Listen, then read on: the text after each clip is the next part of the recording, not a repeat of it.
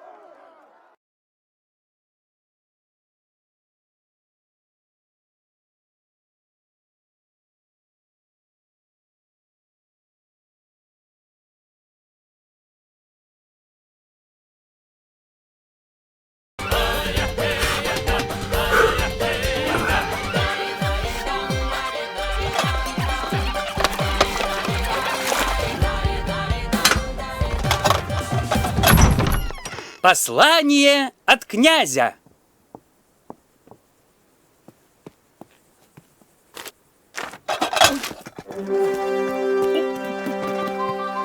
Государственные дела требуют твоего срочного вмешательства.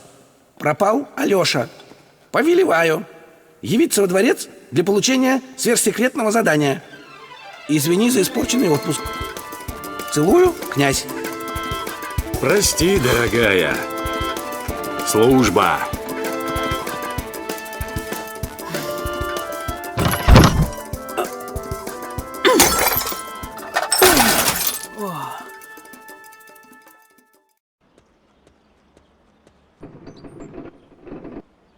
Приветствую тебя, князь Киевский. Вот, бросил все свои подвиги ратные и явился к тебе. Рассказывай, чего там с Алёшкой? Пропал наш славный богатырь Алеша Попович.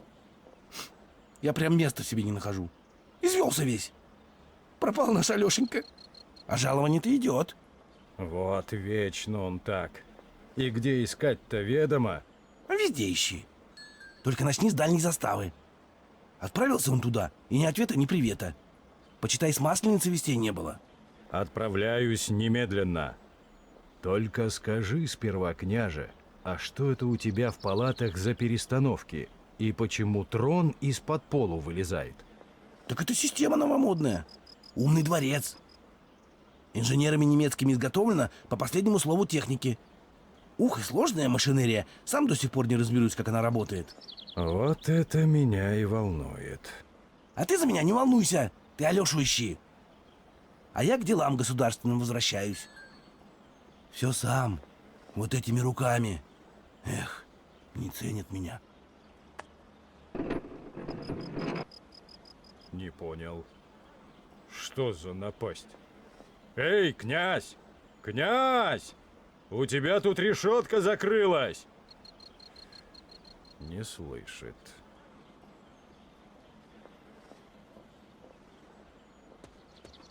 В таком виде можно как пепельницу использовать или урну. Ишь, как продумали все инженеры иноземные. А это еще чего за штуковина непонятная? Ох, не доведут до добра все эти придумки новомодные.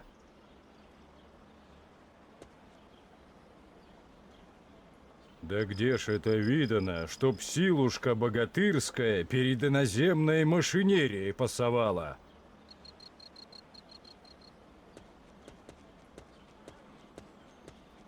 Печка-то совсем никудышная. Горшка с кашей и того не поместится. Не, кочергу брать не буду. А то замучают потом. Зачем кочергу погнул? Зачем погнул?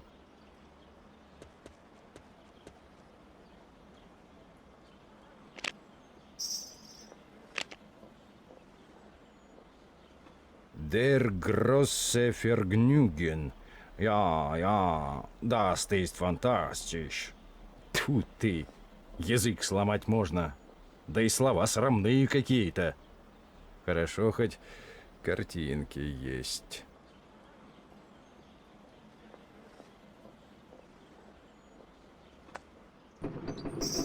Жаль, что пустой. Уж я бы с князем по душам потолковал. Ух ты! Красота-то какая!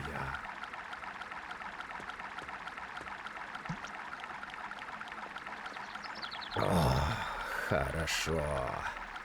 Хотя лучше бы князь сюда квас подвел. Так и знал, что из этого ничего не выйдет.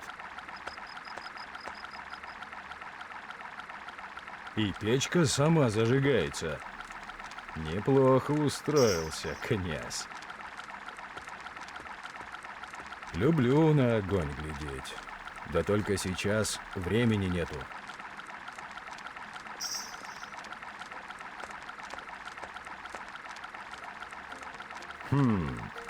Музыка есть, а музыкантов не видать.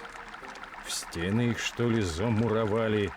Тьфу, бесовские штуки.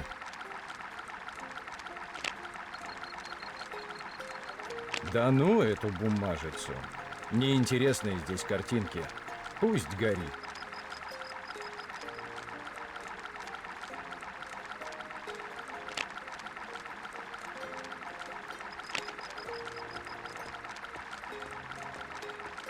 А ежели вот так попробовать?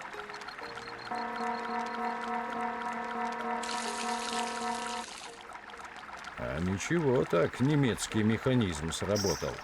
Надежно. Ну, хочешь, не хочешь, а придется на дальнюю заставу скакать. Вот она, застава. Где ж Алёшка-то непутевый?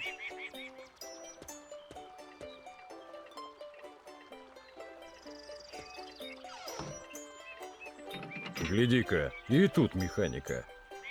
Ой, не доведет это до добра. Зайду писаря расспрошу.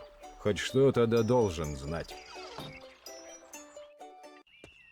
Здорово, служивый. Здравствуй, славный богатырь Добрынюшка Никитич.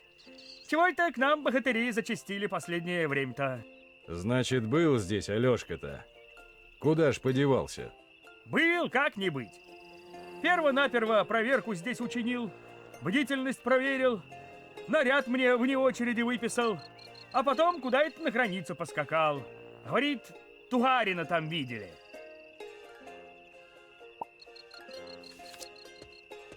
И что же, Алёша, совсем не сказал, куда едет? Не-а. Только посмотрел на меня строго да промолвил. Болтун, находка для шпиона. Узнаю Алёшку. А место, куда едет, на карте секретное отметил.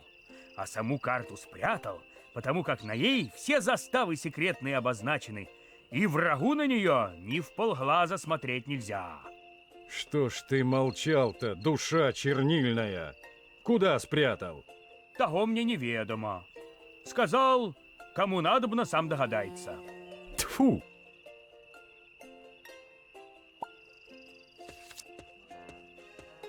Странный какой портрет. Чего это у князя под левым глазом? Прыщик? Али мухи нагадили? Непорядок это, когда портреты руководителей государства в грязном виде пребывают.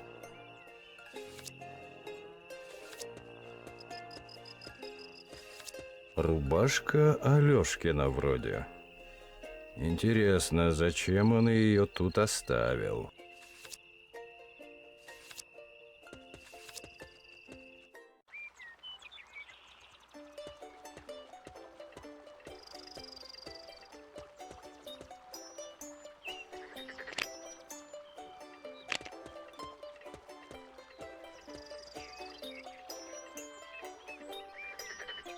Вот и отлично.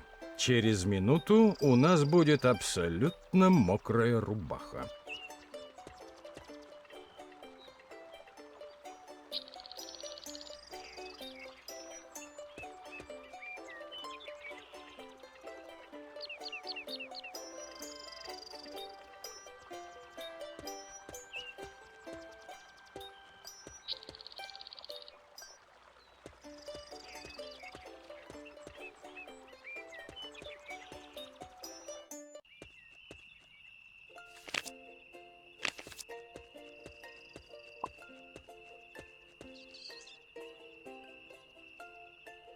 Мать честная. Да вот же она, карта.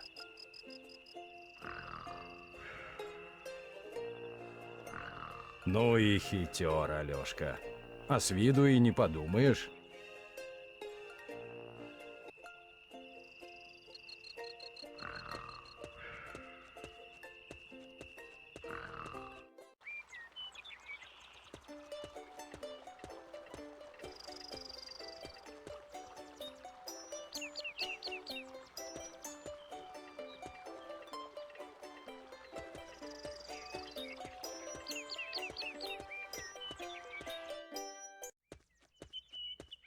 Ну что ж, дорога прямая, ровная, одна. Знай себе, шагай, не заблудишься.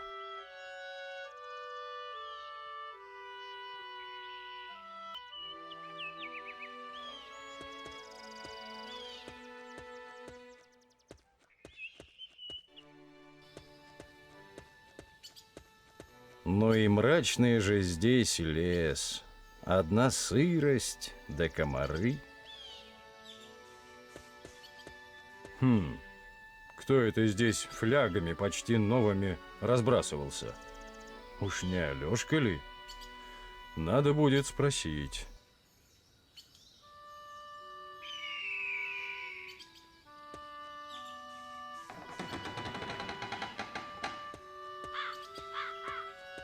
Ну уж нет. Потом руки гореть да чесаться станут.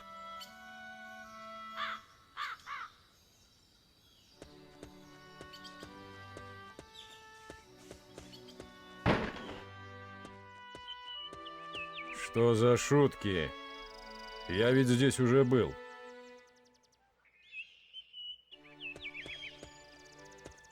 Грязновато водиться.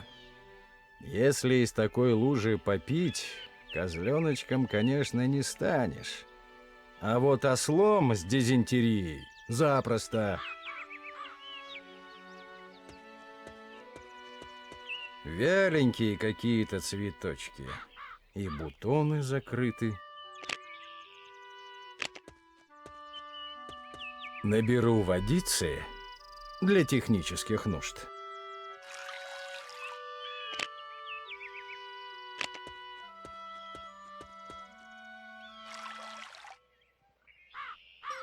Смотри ты, красота-то какая! А уж пахнут-то!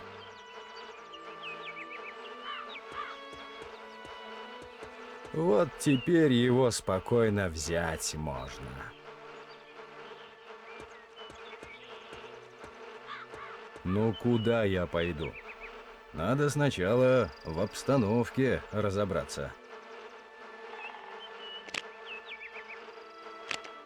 Вот чем тебе не рог сигнальный? Ну-ка попробуем.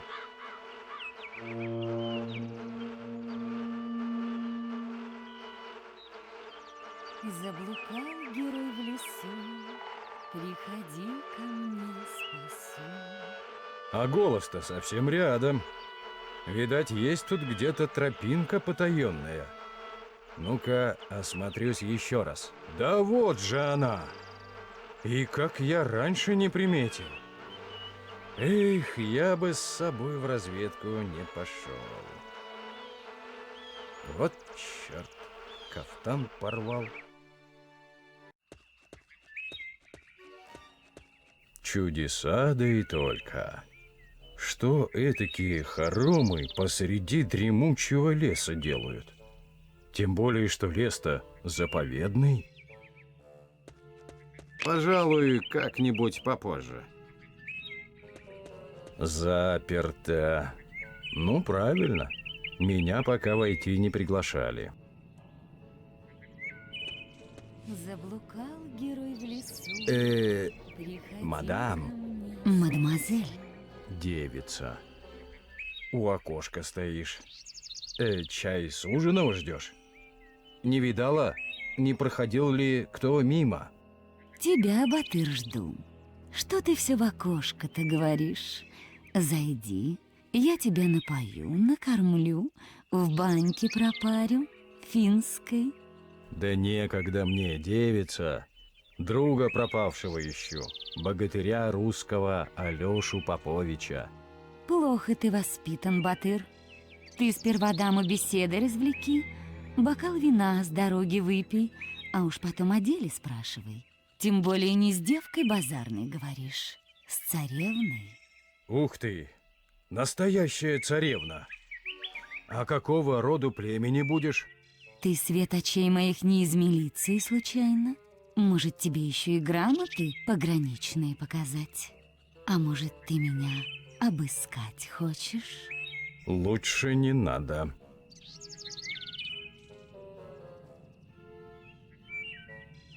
Выпей сперва, потом расспрашивай. Ну, не пьянство ради, а общение для.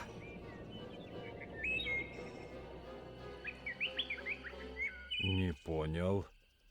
Это чего большое такое все стало? Ты чем меня опоила, ведьма? О, всего лишь небольшое средство для уменьшения, как это по-русски, богатырского достоинства. Похоже, настало время для тактического отступления. Нет, никуда ты не побежишь.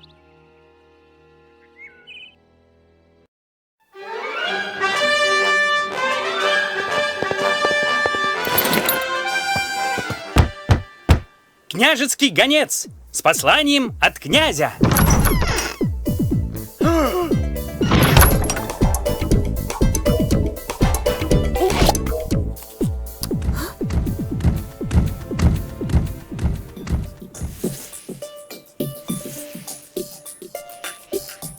Послание от князя. Государственные дела требуют твоего срочного вмешательства. Пропал Алеша. Повелеваю явиться во дворец для получения сверхсекретного задания. Извини за испорченный отпуск. Целую, князь.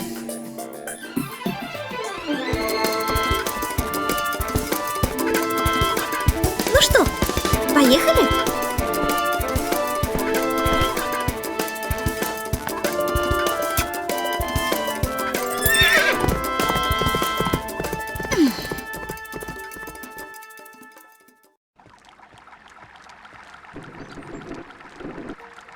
Илья Иванович!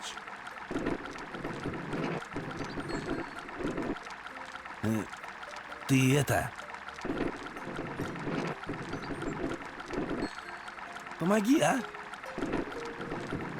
Да, пока он так вверх-вниз болтаться будет, разговора у нас не получится.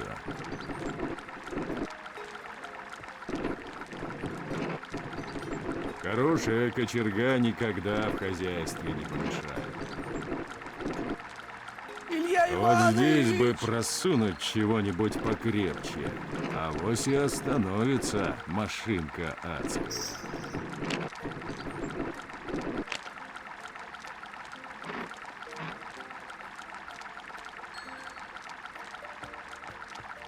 Ну, рассказывай, княже. Ой, беда, беда, Илюша.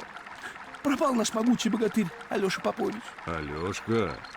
Так молод он, горяч. Пошел, небось, искать приключений на свою голову. Думаю, вернется сам скоро, о своих приключениях расскажет. То-то и оно, что не один пропал.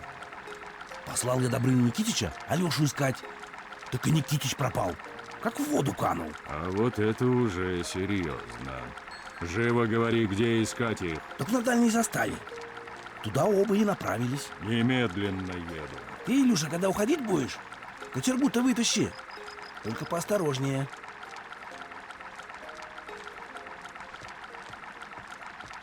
Это что ж с твоим троном творится, княже? Заколдовал кто? Ох и темные у меня богатыри. Надо идти в ногу с этим, с техническим прогрессом. Это ж механическое приспособление называется. Хлопнул раз в ладоши, на троне вниз уехал. Хлопнул два, вверх поднялся. А зачем это тебе надобно, княже? Зачем? Надо и все. Для престижу. Ну все, отправляйся в путь. А я тоже поеду.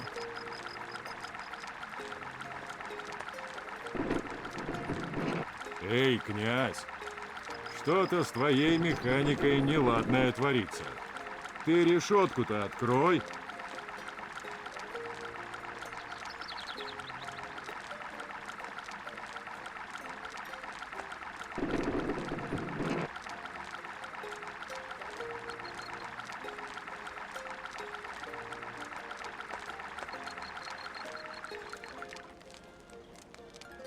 Думать сперва надобно.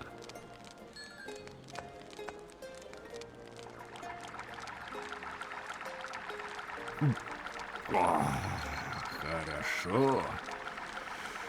Но лучше бы квасу студеного.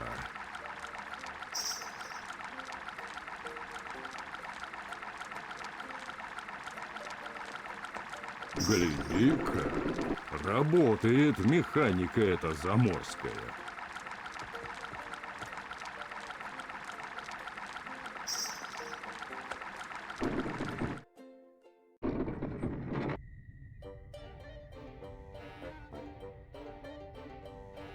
Ну ты чего? Совсем со своей механикой одурел, что ли? Ну-ка немедленно открой решетку, или я за себя не отвечаю. Ты, во-первых, не груби князю-то. А во-вторых, не открывается она. Опять заклинило что-то. Сколько ни хлопай. Может, надо погромче хлопнуть? Например, кулаком? Да кому-нибудь по уху. Не надо так нервничать. Илья Иванович, я уверен, выход найдется.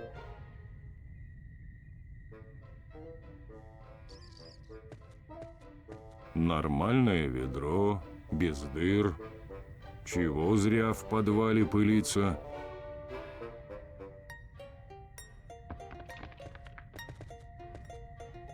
Толковая гиря, увесистая.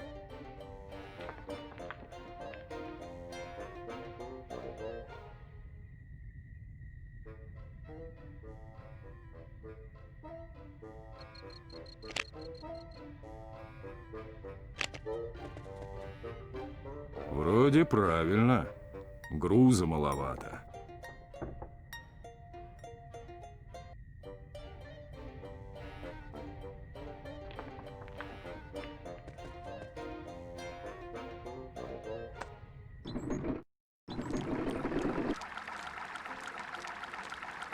Видать, не так чего ты сделал.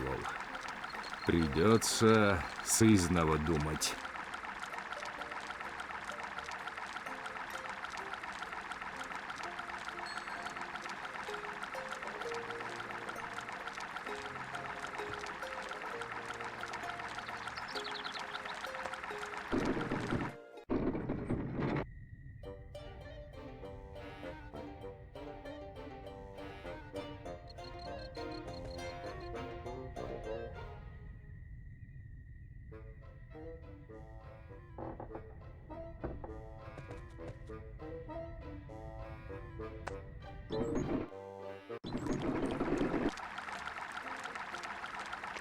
Видать, не так чего ты сделал. Придется сызнова думать.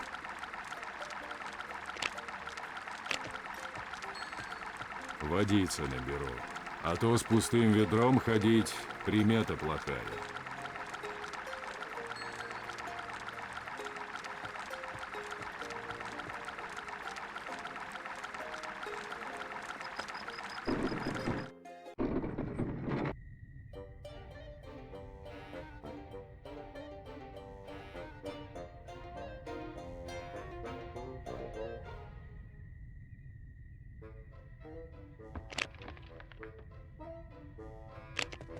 Ну а ежели вот этак попробуем?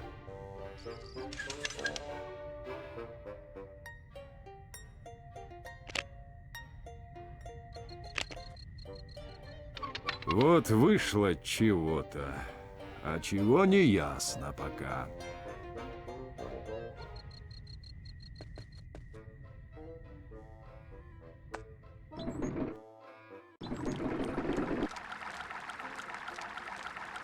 Одолел я механику эту заумную. Будет знать, как с богатырем русским связываться.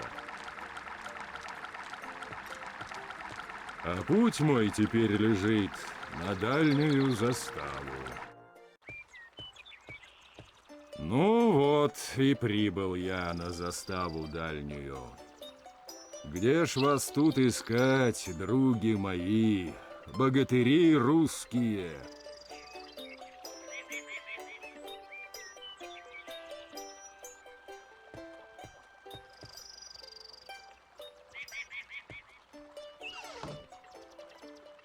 Вот тена. Ну-ка, расспросим писаря. Авось знает что. Здорово, служивый. Здравствуй, славный богатырь Илья Муромец. Да что ж творится-то, прям парад богатырский какой. А не видал ли ты здесь, служивый, братьев моих названных? Алешу Поповича, да Добрыню Никитича. Видел, у всех видел. Алеша Попович Тугарина воевать поскакал. Местоположение свое на секретной карте отметил. Добрыня Никитич ту карту нашел и за им отправился. Куда, мне неведомо. А где сейчас карта? Добрыня Никитич ее по новой перепрятал, потому как сведения у ней секретные хранятся обо всех заставах пограничных.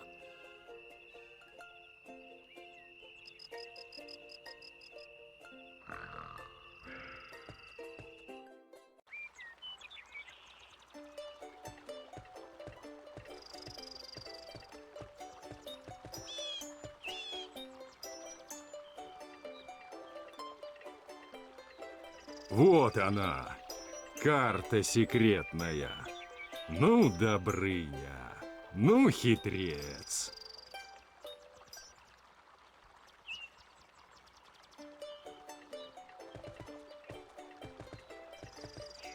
Ну вот, теперь и в путь далекий да трудный отправляться можно. Что-то пятка у меня левая чешется. Ой, будут в дороге хлопоты. Верная примета.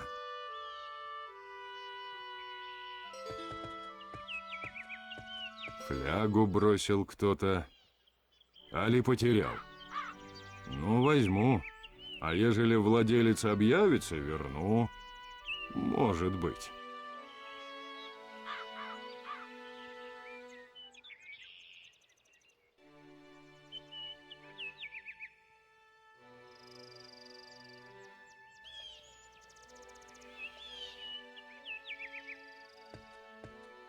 Не сейчас.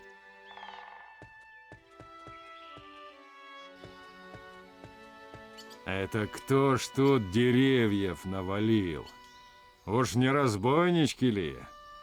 Ну, попадутся они мне под руку.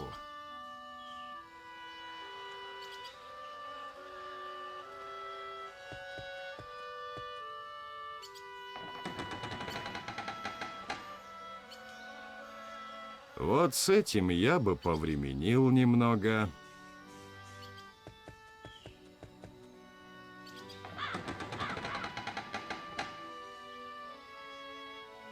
Не сейчас.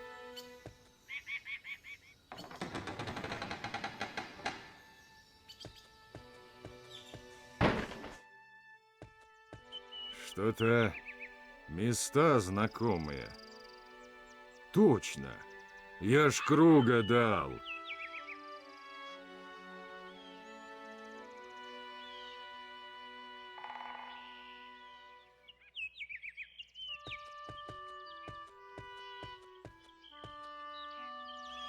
Так, а это у нас чего?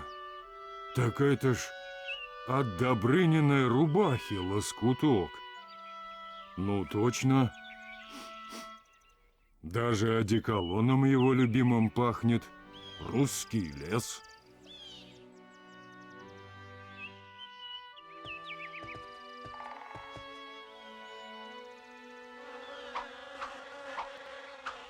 Тьфу!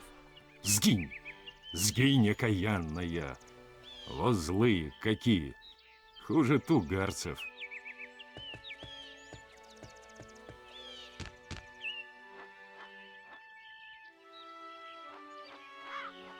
Жаль, дятел улетел. Вот было бы в этом дереве подходящее дупло, можно было бы этих пчел неправильных в него переманить.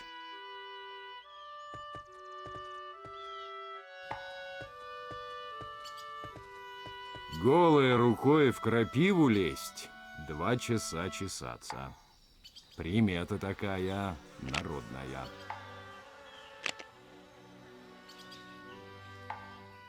Гляди-ка, кто здесь прячется. Старичок-боровичок.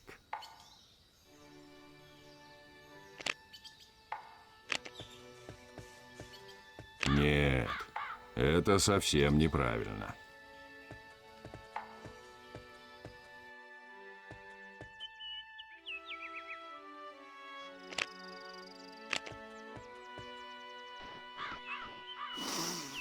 Ух, и аромат грибной от этой колоды идет. Даже есть захотелось.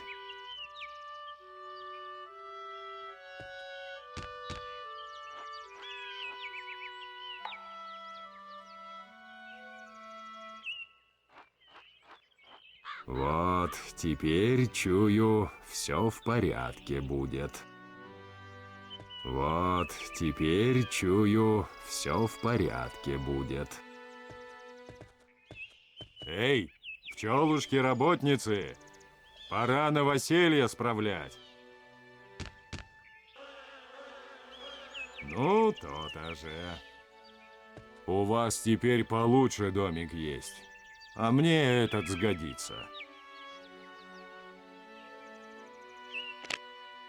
Ну, помогай, мать сыра земля, чтоб дунуть погромче. Заблукал герой в лесу, приходи ко мне, спасу.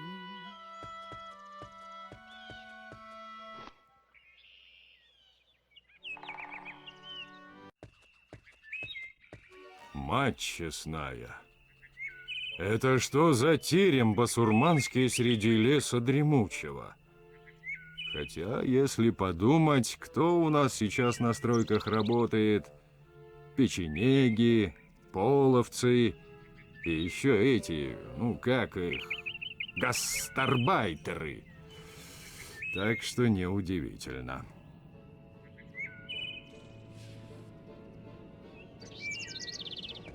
Заблукал герой в лесу. Здравствуй, девица. Спасу. Не страшно ли тебе одной в лесу жить? Чай шастают тут разбойники всякие. Да нет, никого я тут не видела. Месяц почти у окошка сижу да в лес пялюсь. Хоть бы один благородный витязь. Странно, милая. Друзья мои, Витя, тьфу ты, богатыри славные, должны были мимо пройти. Дорога-то тут одна. Не волнуйся, добрый молодец, отыщутся. А ты чай устал с дороги. Вот, выпей напитку энергетического с кофеином да гуараною. В раз полегчает.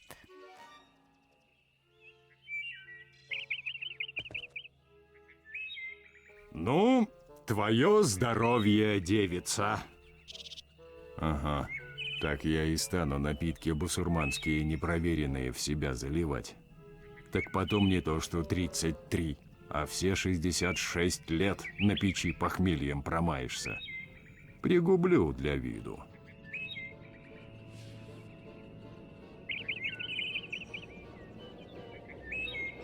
Вот я вижу, что ты настоящий русский богатырь. Не только сильный, но и головой соображать умеешь. Не то что остальные.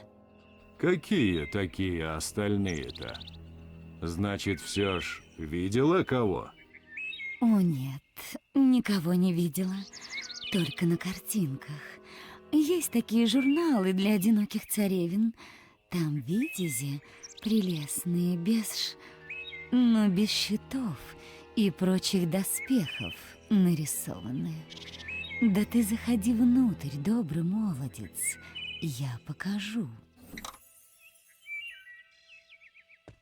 Войду, осмотрюсь. Чует мое сердце, нечисто тут что-то. Ну вот, Батыр, располагайся. Пей, кушай, спи, если хочешь. А я пока баньку истоплю.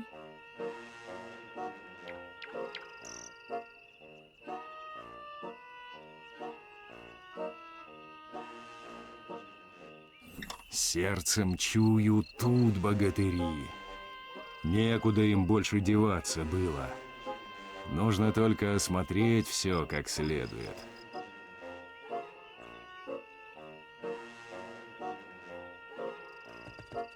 Не буду я здесь столоваться. Не люблю пищу басурманскую. Не ем я после 6. Кольчуга вон уже на пузе трещит. Выглядит аппетитно, но есть не буду.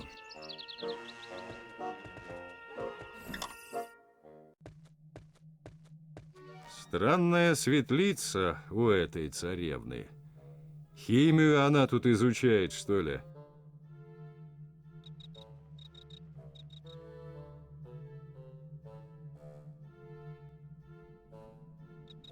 Ну да. А потом кольчугу переплетай, доспехи перековывай. Да и тулуп я как раз новый на зиму пошил.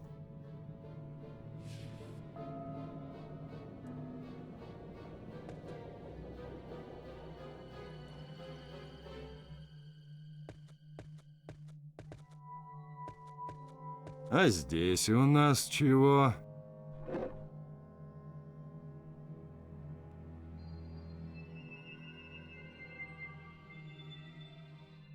Ключ, конечно, размеру богатырского. С таким и на супостата ходить можно. Только вот замков для него здесь не наблюдается.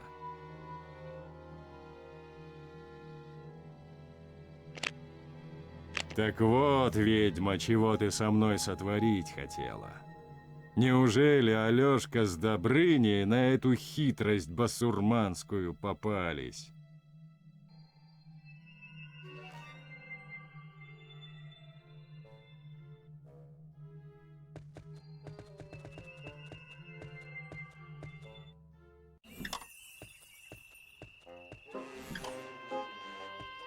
Ничего себе, дамский гардеробчик.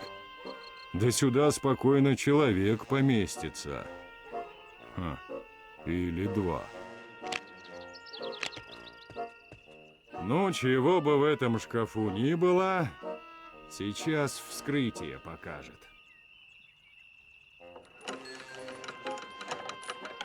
Ничего себе! Да это ж Алёшкин меч! И копье Добрынина! Точно, зелья колдовского братья мои выпили. Где ж искать их, ежели они сейчас, наверное, с мыша полевого размером? Алёша! Добрынюшка!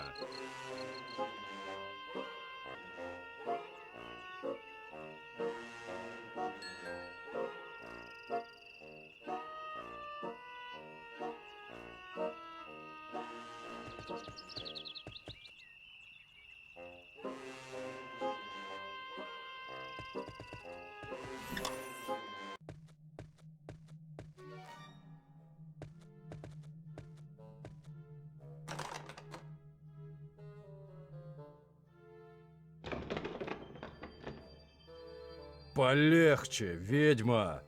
Тут люди живые. Не она это. Это Шилюшин голос. Эй, Илья, мы тут! Да не услышит он. Сейчас для него твой голос тоньше писка комаринного будет. А он же еще и на ухо туговат. А откуда он тут взялся? Вести мы откуда?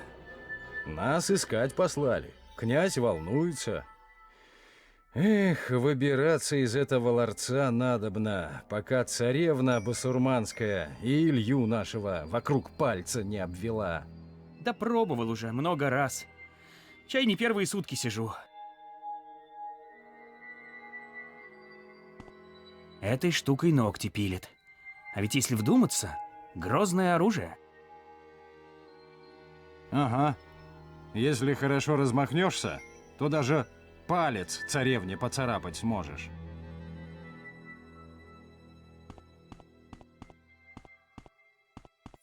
Гляди, чего нашел. На молоток похоже. Да нет, это ж серьга. Ну, в ушах носить. Молоток в ушах носить. Одно слово — басурмане. Ну-ка. Эх! Нет, больно крепкий. Головой попробуй. Да головой больно. Я имел в виду не бить, а подумать. Ну так и я тоже.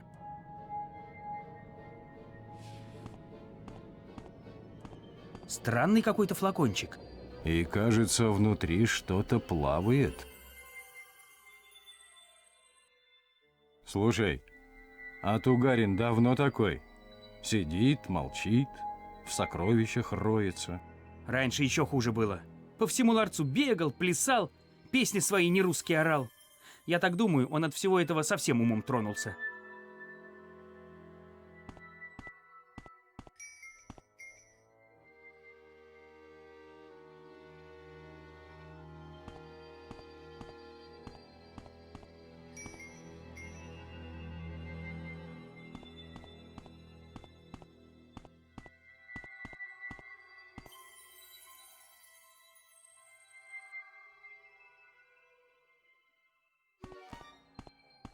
Мозаика.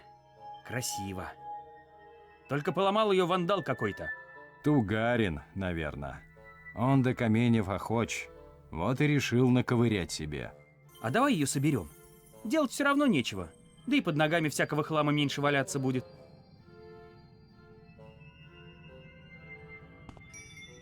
Слушай, друг любезный, ты часом камешек здесь не находил? Цветной такой, блестящий. И что с того? Понимаешь, он нам очень нужен. Отдай его, пожалуйста. По старой дружбе. А что мне за это будет? Есть хочу. Раздобудете что-нибудь? Камень ваш. Все равно он мутный.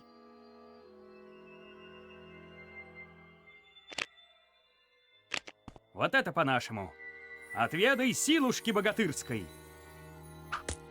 Что-то мне тоже есть охота. Может, еще разок попробуешь?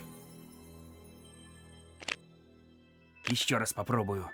Эх, Что-то мне тоже есть охота. Может, еще разок попробуешь? это вряд ли. Вот если б подумал хорошенько, ни за что бы такое не вытворил. А подсобить мне не хочешь, Добрынюшка? Ну ладно. Без меня ведь не справишься.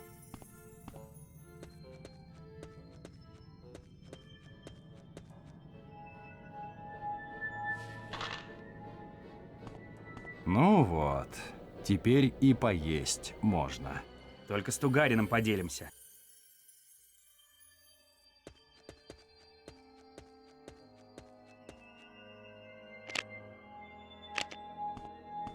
Держи, друг сердечный. Кушай, не обляпайся. Приятного аппетита. Держи, друг сердечный. Кушай, не обляпайся. Приятного аппетита. Держи, друг сердечный. Кушай, не обляпайся. Приятного аппетита. Держи, друг сердечный. Кушай, не обляпайся. Приятного аппетита. Держи, друг сердечный.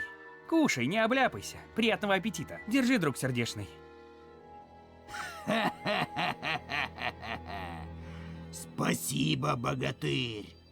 Вот твой камень.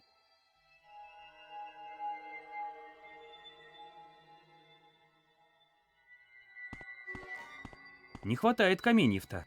Ну так давай еще поищем.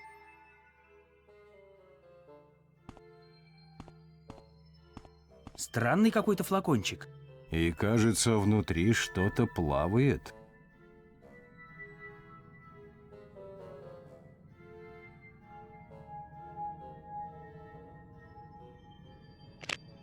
Ну-ка, отведай силушки богатырской. Фу, это ж духи. Вонище теперь будет. Пусть лучше духи. Тугарин ведь не моется. Знаешь, как от него несет? От нас прям не несет. Так от нас хоть русским духом. И сидит тут Тугарин подольше, чем мы.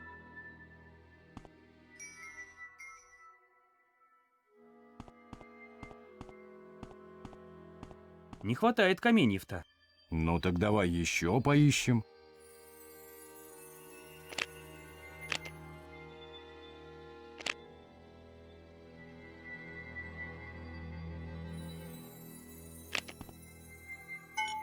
Ну прям как там и было.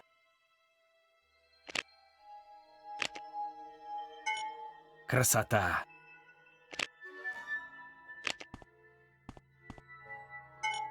Вот бессмысленное занятие, а от дум тяжких отвлекает.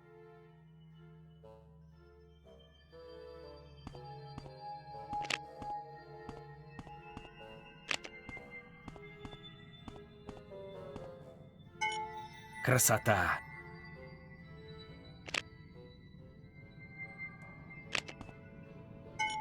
Вот бессмысленное занятие, а от дум тяжких отвлекает.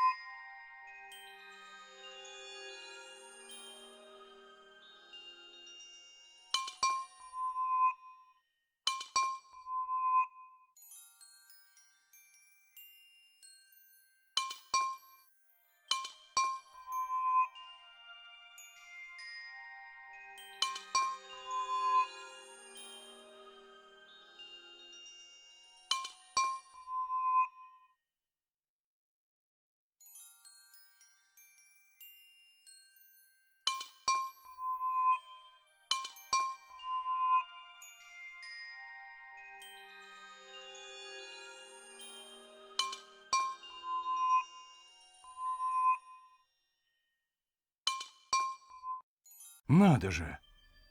Открылся! Выбираться надо, Алёша. Погоди, что ж мы Тугарина тут оставим, что ли? Не по-людски это. Правду говоришь. Он тоже тварь божья. Хотя, конечно, та еще тварь. Ну да ладно. Слышь, Тугарин, пошли с нами. Не пойду. Мне и тут хорошо. Я богат, а размеры — это не главное. Не волить не будем. Да и поспокойнее без тебя на Руси будет. Пойдем, Алёша.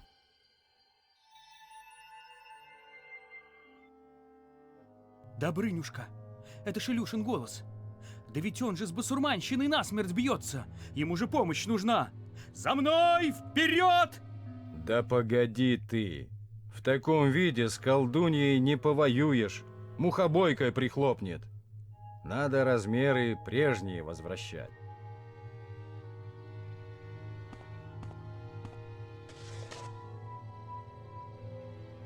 Смешай цвета, чтоб засиял свет белый, и сможешь возрасти в размерах. Загадка какая-то. Тут говорится о том, как вырасти. Ага. Такое нынче каждый колдун предлагает. Возрасти в размерах. Стань настоящим богатырем. И все за один сеанс.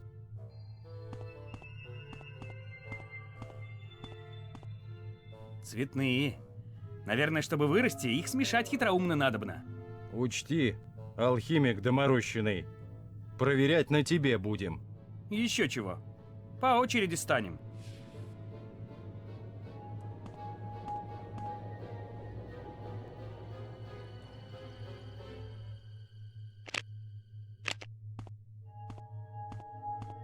Ой, сейчас что-то будет. Да уж хуже, чем есть, вряд ли.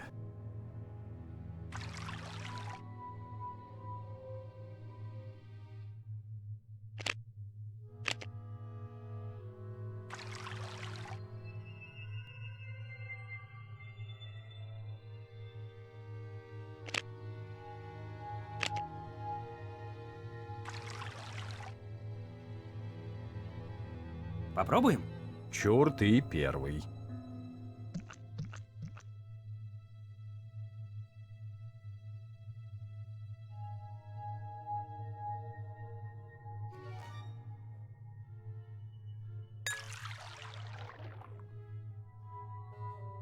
Смешай цвета, чтоб засиял свет белый, и сможешь возрасти в размерах.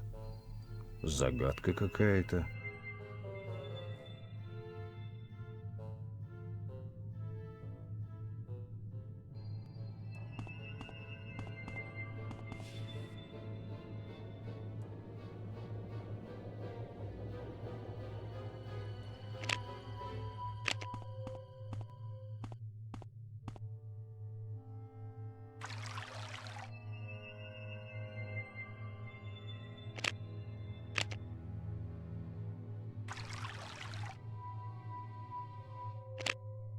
А что?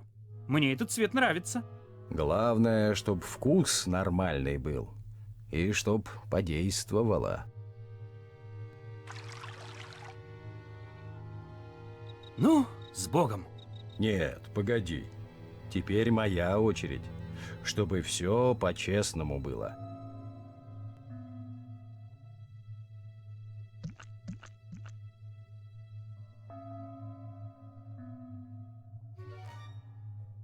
Я вроде побольше как-то становлюсь.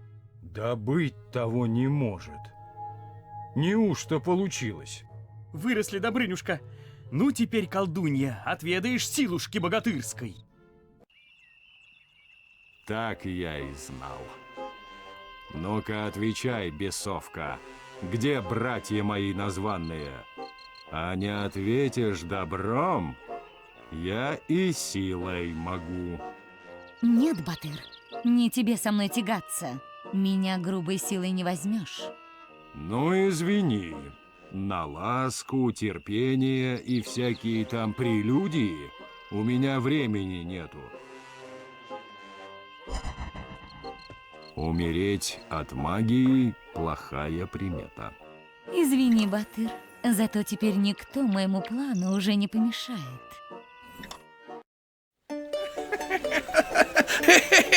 Ай, советник, ай, насмешил. А вот, князь, еще анекдот. Ну-ну. Приходит как-то к одному князю посланник. Князь, там к тебе посланник пришел. Ну так чего, просить? Проездом из Сингапура в Лондон имеет честь остановиться в ваших владениях принцесса царства Заморского, владычица земель забугорных. Хорошенькая. Не желаете ли в отношения вступить? Дипломатические. Желаем, желаем. Договорчик. Подпишитесь.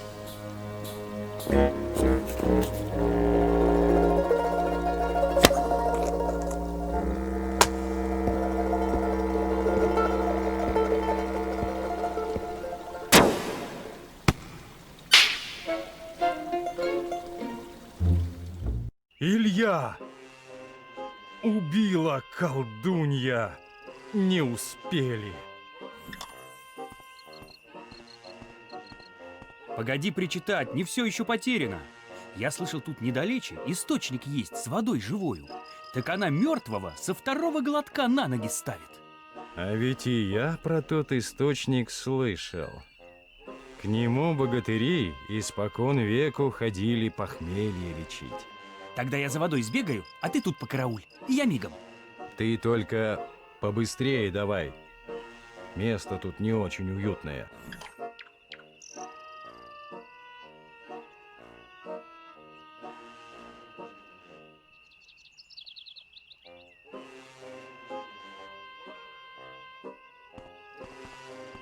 Оно, может, и правильно, да не вовремя как-то.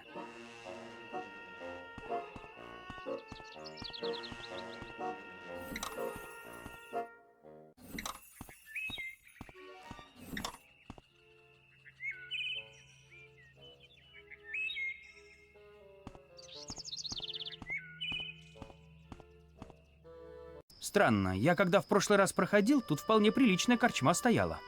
И как раз свадьбу гулять собирались. Видать, хорошо погуляли-то.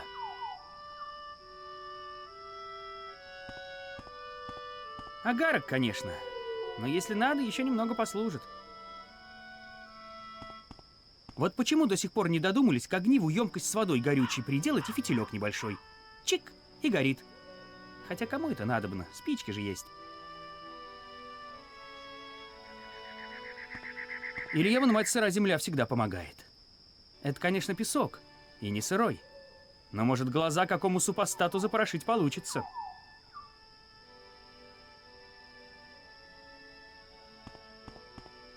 Как там Илья говорит? Не плюй в колодец, а то сам в него полетишь.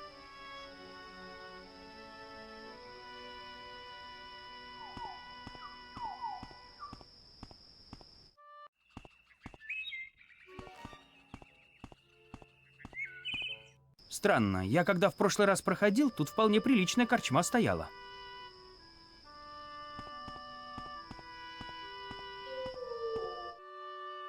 Вот сколько я лесов дремучих видел, но такого, как этот, еще поискать. И деревья тут странные. Прям кажется, что они на меня дуплами пялятся.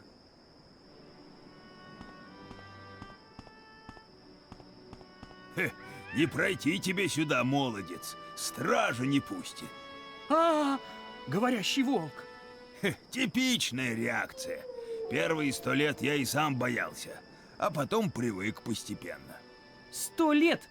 Да волки столько не живут. Да ну, даже говорящие. Тихо, тихо, тихо. Не надо так активно мыслить, а то голова заболит. Просто поверь, человече, живая вода, она еще и не такие чудеса творит. Живая вода. Она-то мне и надобна. Друга мне оживить надо. Его колдунья злая убила. Что же, коли не врешь, что цель у тебя благородная. Только вот стража тебя все равно не пропустит. Сюда только волкам ход положен, а ты человек. А может, ты мне принесешь немного? Извини, на разлив не торгуем.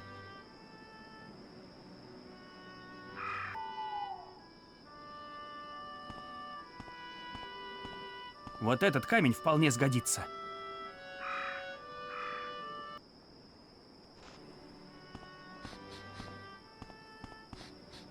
Странные вы существа, люди. Всегда знать хотел, что вас заставляет ради других своей жизнью рисковать. А вот и узнаю. Ты мне поможешь, а я тебе. Давай телами меняться. Не напрягай извилины. Тебе это вредно. Луну видишь? Ага, красивая. Полная. Если мы с тобой при такой луне в одном зеркале отразимся, наши сознания оболочками телесными обменяются. Ты к источнику волшебному пройти сможешь, а я немного в человечьей шкуре побуду. Согласен? Согласен. Только у меня зеркала нету. Ну, мое дело предложить. Найдешь до утра, приходи.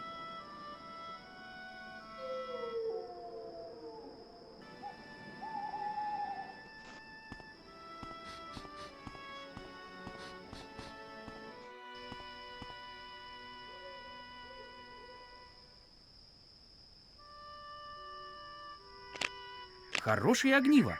С первого раза поджечь получилось.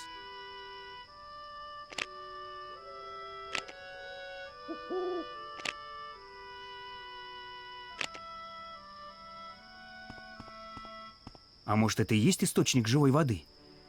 Только как ты это проверишь-то? Ну-ка, проверим наличие жидкости. Говорят, бывает какая-то железистая вода. Но не настолько же, чтобы от нее камни отскакивали.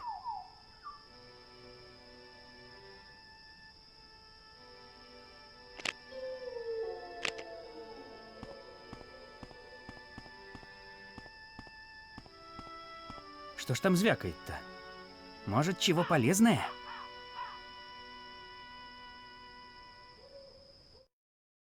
Ой, тесный какой. Не застрять бы ненароком.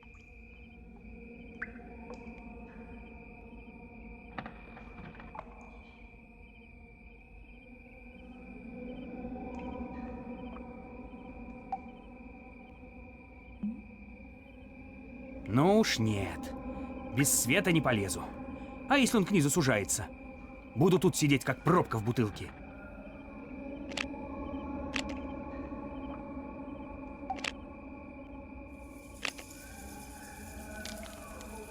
Вот теперь можно и вниз спуститься.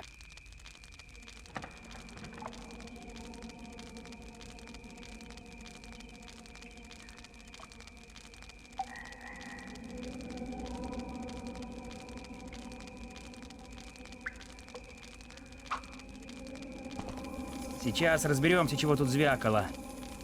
Эх, а вдруг клад несметный? В сказках вечно дуракам всяким везет. Может, и мне тоже обломится.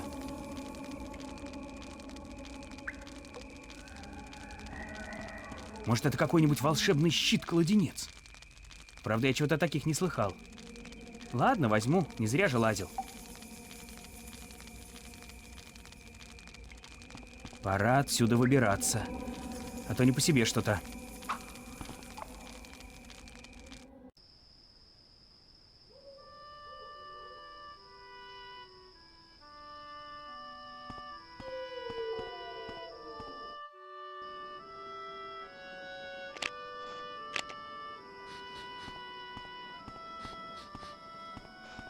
Ну что ты возишься?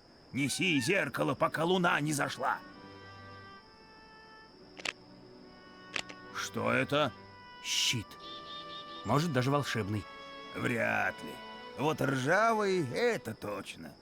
Что ж ты за снаряжением своим не следишь-то? Я слыхал, один воришка басурманский лампу нашел медную, а когда песком потер, оттуда джин волшебный вылетел. Может, и мне попробовать? Джина, конечно, нету. Зато блестит-то как.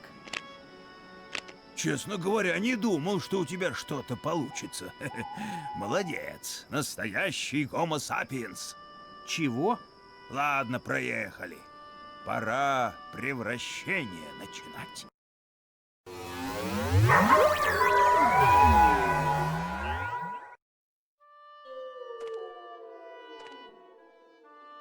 Слушай, Серый, А как я потом обратно в человека перекинусь?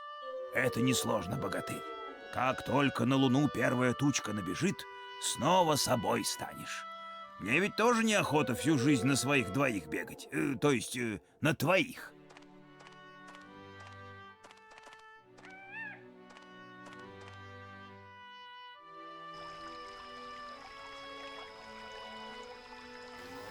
Фух, как они ходят на 4 лапах-то? Пока разберешься, какую куда. Ну, пора живой водицы набрать. Только откуда? Источник-то здесь не один. Неужто пробовать придется? Как природу не охраняй, хоть волками, хоть деревьями живыми, а все одно кто-нибудь придет, кострище разведет, да бутылок пустых набросает.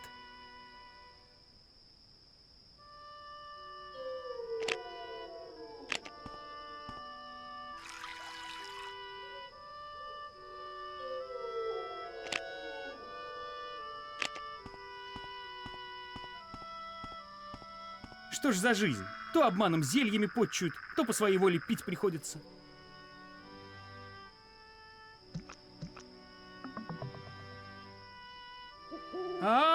Опять! Ух, хорошо, что глотнул немного.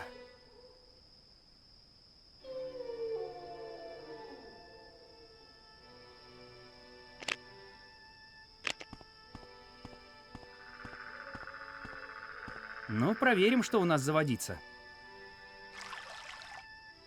Ну, теперь понятно, откуда царевна зелье свое взяла.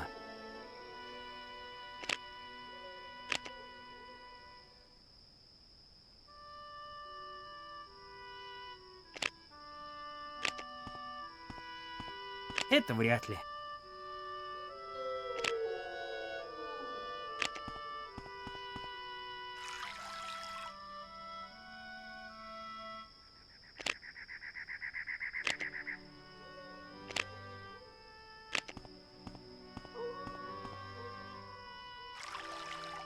А ведь так что хочешь увеличить можно. Например, возьму и удлиню себе... Да вот хоть меч. Больше ничего в голову не приходит почему-то.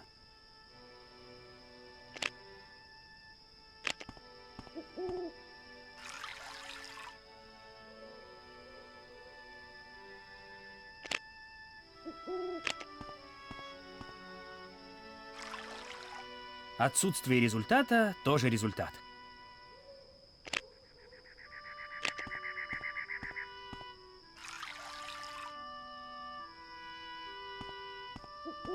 Чего-то веловатые цветочки. Поливать их нужно.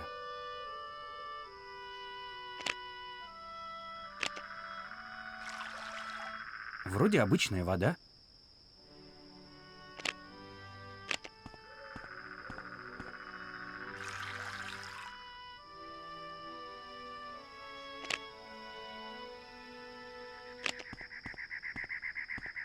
Надеюсь, ничего худого не сделаю. Этакой штукой можно жука колорадского вмиг извести. Жаль только, что вместе с картошкой.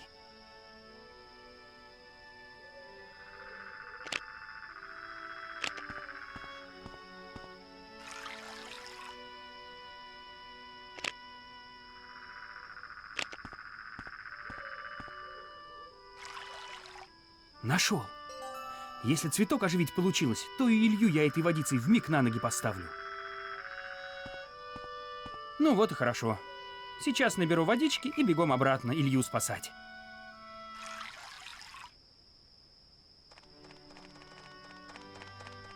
Человек, ты нарушил наш закон и наши границы. Ты виновен, и мы должны прекратить твое земное существование. Чего? Вот дубина. Убьем мы тебя сейчас. Вот только узнаем, как ты сквозь деревья стражи прошел. Это я ему помог. Не сердись, вожак, но у этого человека отважное сердце, добрые намерения и жутко узкие штаны. Натирают. Ага, натирают. Поэтому я предлагаю не лишать его жизни и заменить смертную казнь общественно полезными работами. Ну, можно и работами. Мы же не звери какие, в конце концов. Да и изжога у меня от человечины.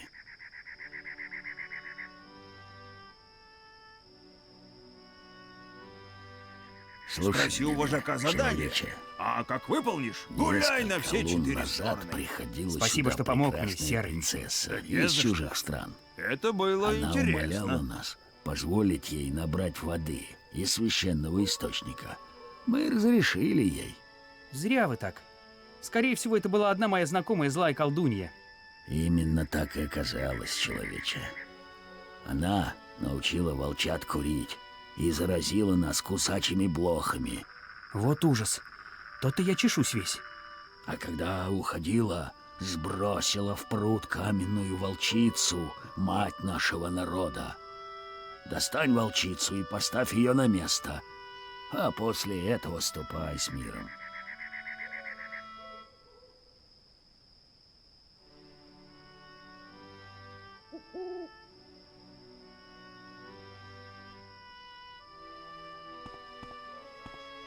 Вот зарекался я в этот пруд лезть, а видать придется.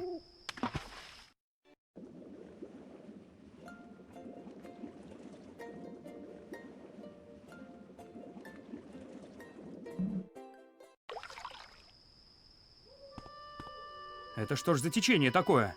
Неужто не хватит силушки богатырской?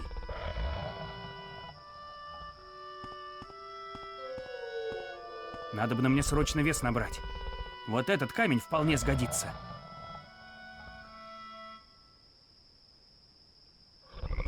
Вот зарекался я в этот пруд лезть, а видать придется.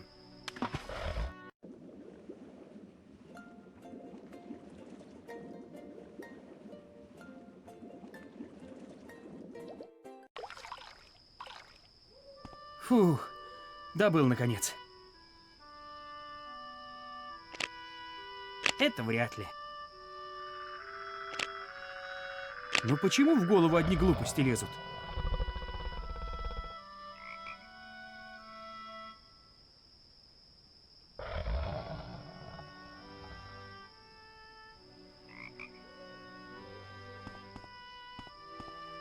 Вот кажется мне, что тут стоять чего-то должно. Например, дядька такой симпатичный в кепке. И чтоб рукой непременно вперед указывал.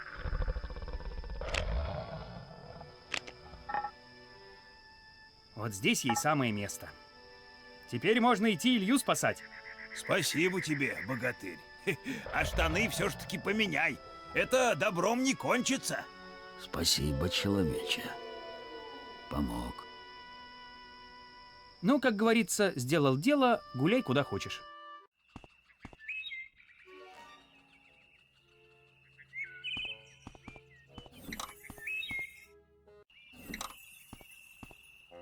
Долго бегаешь, Алёшка. Тебя за смертью посылать, а не за живой водой. Проблемы у меня в дороге приключились. Ладно, потом расскажешь. Ты воду-то принес? Конечно.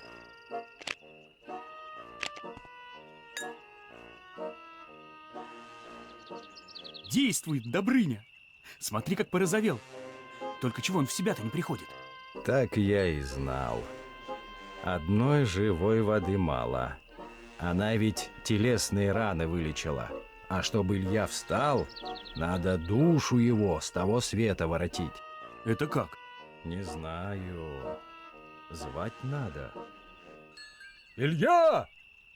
Возвращайся! Может, ему пятки пощекотать? Нет, не поможет. Он щекотки не боится. Как бы его еще позвать-то? Илья, блинов хочешь? Знаю. Знаю! Илья, наших бьют!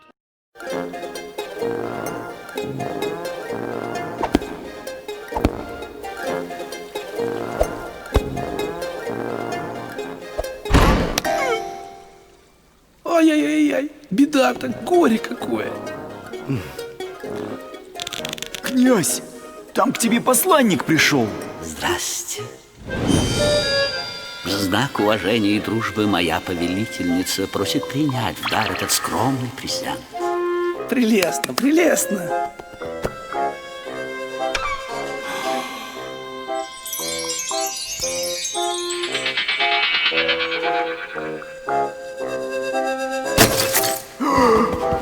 Цветы-то я приберу.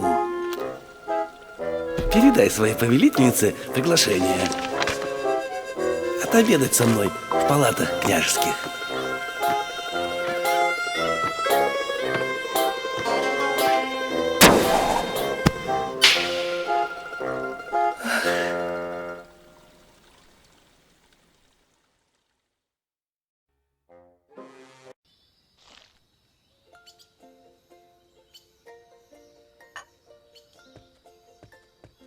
Странный сон мне давеча снился. Будто бы я русский богатырь, и надобно мне моих названных братьев, тоже богатырей, из беды возволять. Это, Илья Иванович, скоро пройдет. Остаточные явления переноса. Какого такого переноса? Все в свое время узнаешь, а пока расслабься и наслаждайся, ну, если так можно сказать, жизнью. Алёшка, Добрыня, в лесу я вас искал, терем басурманский, царевна, мать честная, да я ж умер. Ну вот и узнал. Почил ты безвременно, богатырь русский, и в рай вознесен был. Ну что, может, в шахматишке? Да какие шахматишки! Выбираться мне отсюда надобно. Там други мои в беде. Не равен час и их царевна басурманская на тот, в смысле уже на этот свет спровадит. Эх, жаль, висят высоко, не допрыгнешь.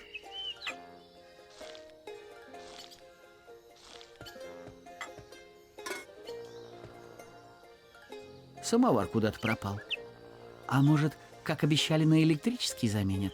Вот это хорошо.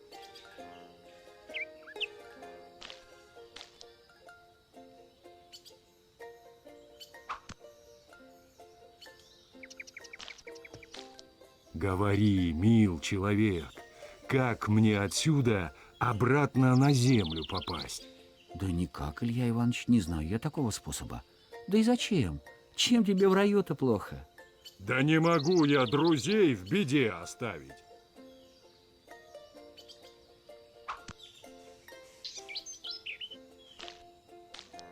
Ты как бегать замаешься, насчет шахматишек-то подумай. Ты как бегать замаешься, насчет шахматишек-то подумай.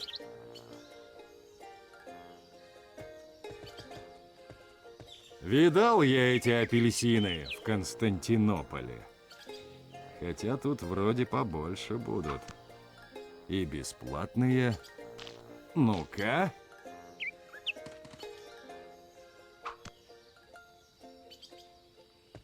Собрать надобно.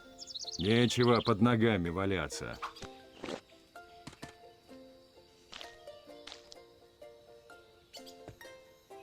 Вот выберусь отсюда, угощу братьев райским апельсинчиком. Да чего я там не видал в райских садах-то? Мне сейчас о другом думать надо.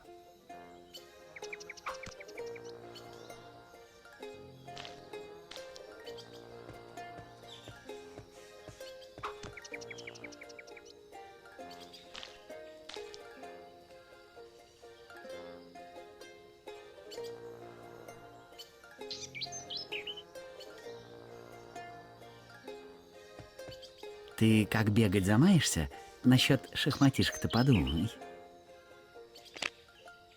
Ерунда какая-то получается. Думать сперва надобно.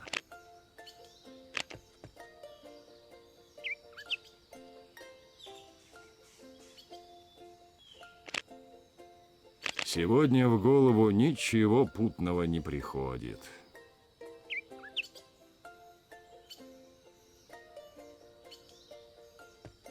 Ты как бегать замаешься, насчет шахматишек-то подумай.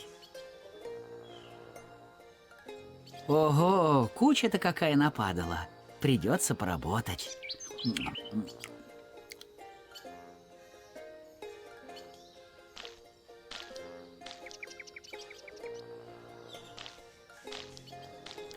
Ой, что это со мной такое-то?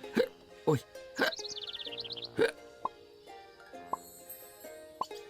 Не стоит волноваться. Это со всеми праведниками рано или поздно случается. Сейчас сниму за один сеанс мануальной терапии.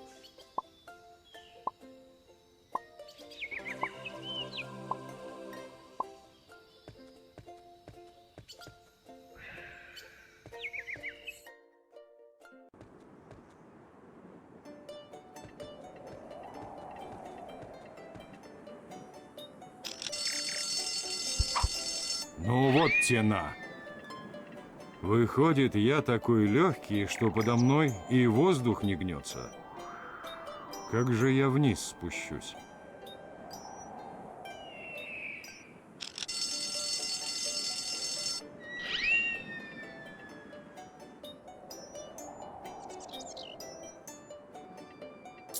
Эй, разява! Кошель выронил. Хотя зачем ему деньги в раю-то?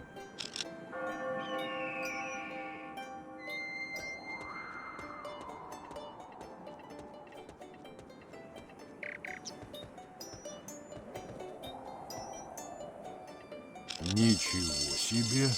Тяжелый кошелечек. Может, деньги мне вес нужные придадут? Ну вот, погостили в раю и хватит. Домой пора!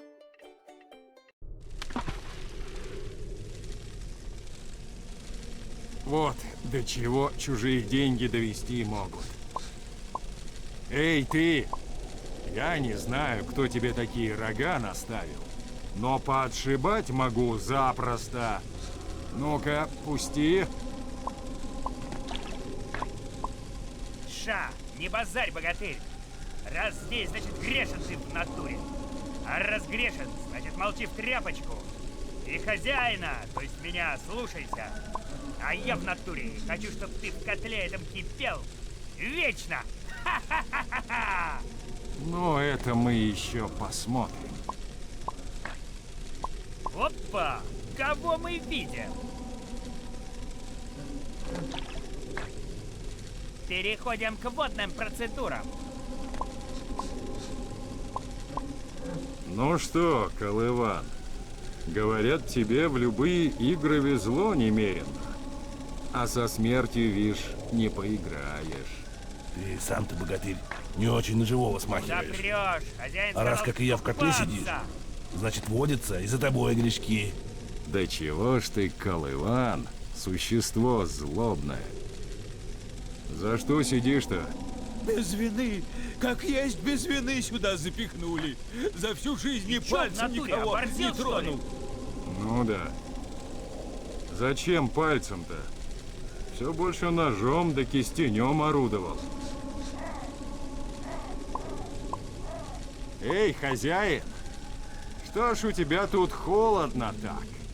Я уж и мерзнуть начал. Шутки со мной шутить вздумал в натуре. Сейчас я тебя согрею.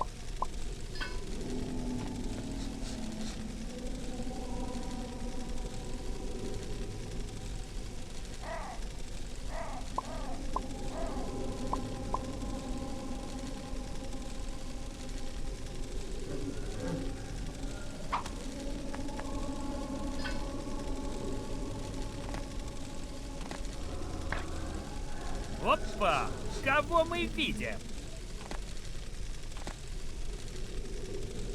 Все равно прохладно здесь. Не то, что в русской баньке. Ну-ка, поддай парку. Хитрые вы богатыри с подходцами вашими. Но ничего, бревнышек у нас на всех хватит.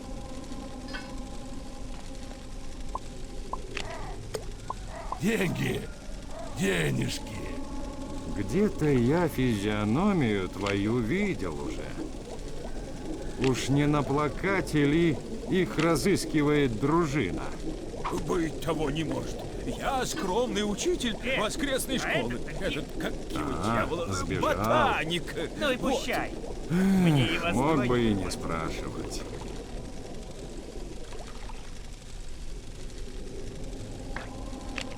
Переходим к водным процедурам.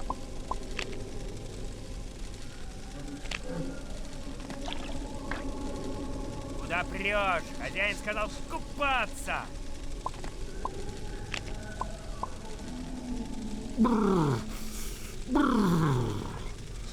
В натуре огнеупорный какой-то.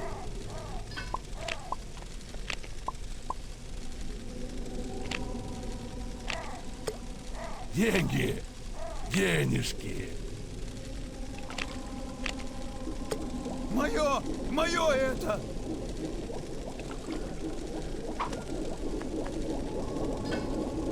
Сейчас я тебе, богатырь, устрою адскую баньку. Ой, а где это все? Сбежали! Ангел, меня побери! Меня ж за массовый побег в мелкие бесы разжалуют! Тревога! Тревога! Пора когти отсюда рвать в натуре. Тьфу ты! Какой жаргон прилипчивый. Уходить отсюда надобно в натуре. Ой, да что ж это такое делается? Нашел! Моя прелесть!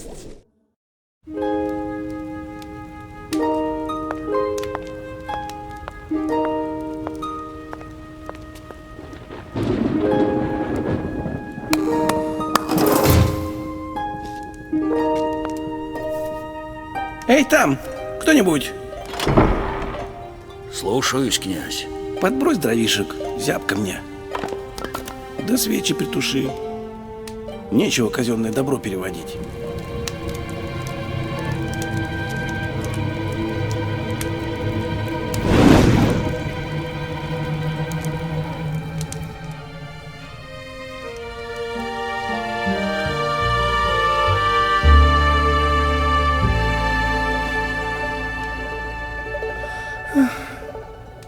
Ну, здравствуйте, князь. Принцесса! Как я рад вас видеть! А я-то как? А вы еще более величественны и красивы, чем ваш портрет. А вы знаете, какой у меня дворец? Немцы строили.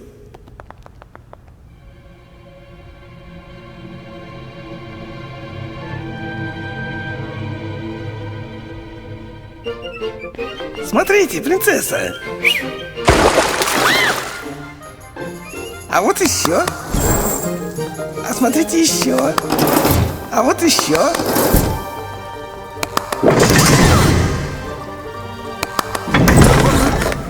Правда здорово? Великолепно, князь. А давайте я вам казну покажу. Давайте.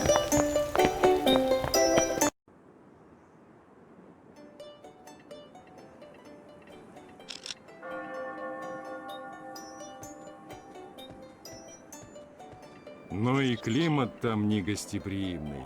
До сих пор портки дымятся. Придется другой путь домой поискать.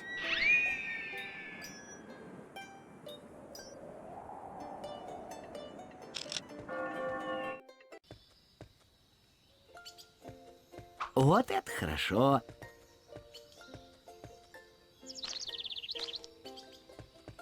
Ты как бегать замаешься?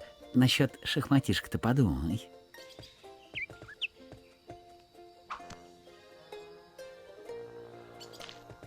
А осталась ли еще силушка богатырская? Ну, вроде нормально все.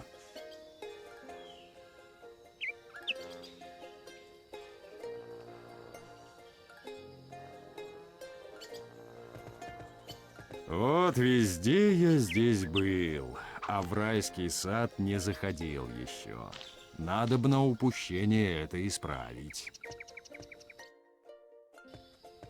Ну ничего себе яблонька. А яблочки-то наливные. Чай повкуснее апельсинов заморских. Сорву одно, пожалуй. Нет, богатырь, нельзя.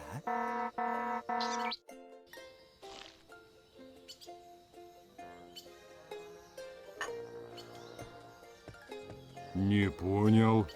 Это чего только что было-то?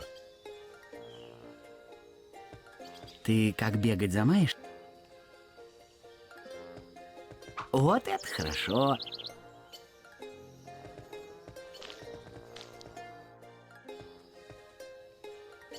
Я вот насчет яблок.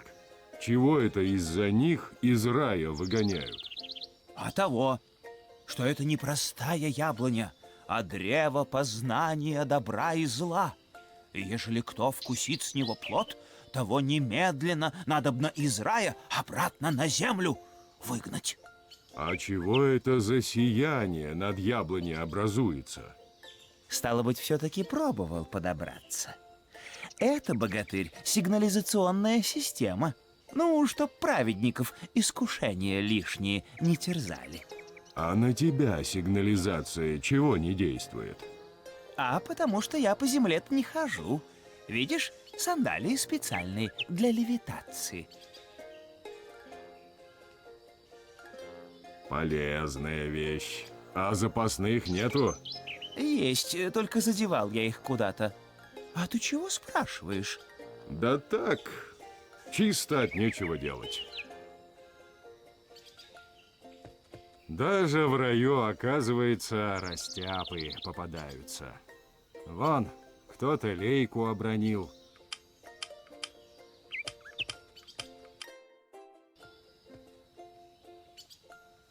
Вот это хорошо.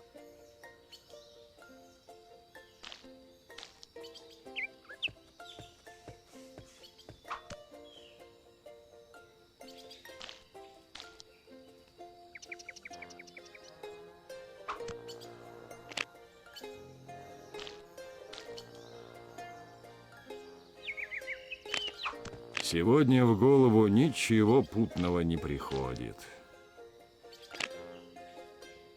А вот так, ежели попробовать...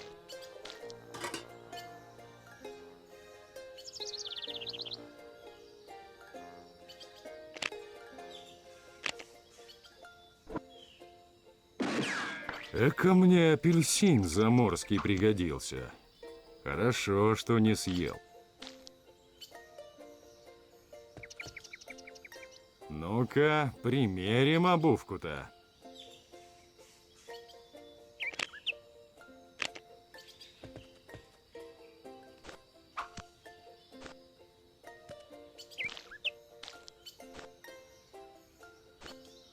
Ох, и тяжело с непривычки-то. Ну, ничего, мне всего-то пару шажков.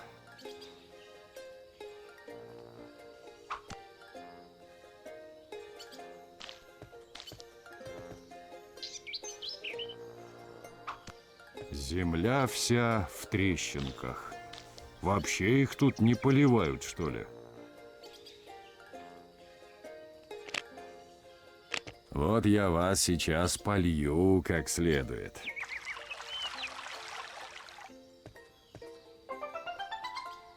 Святые угодники опять выросли. Да что ж ты с ними будешь делать?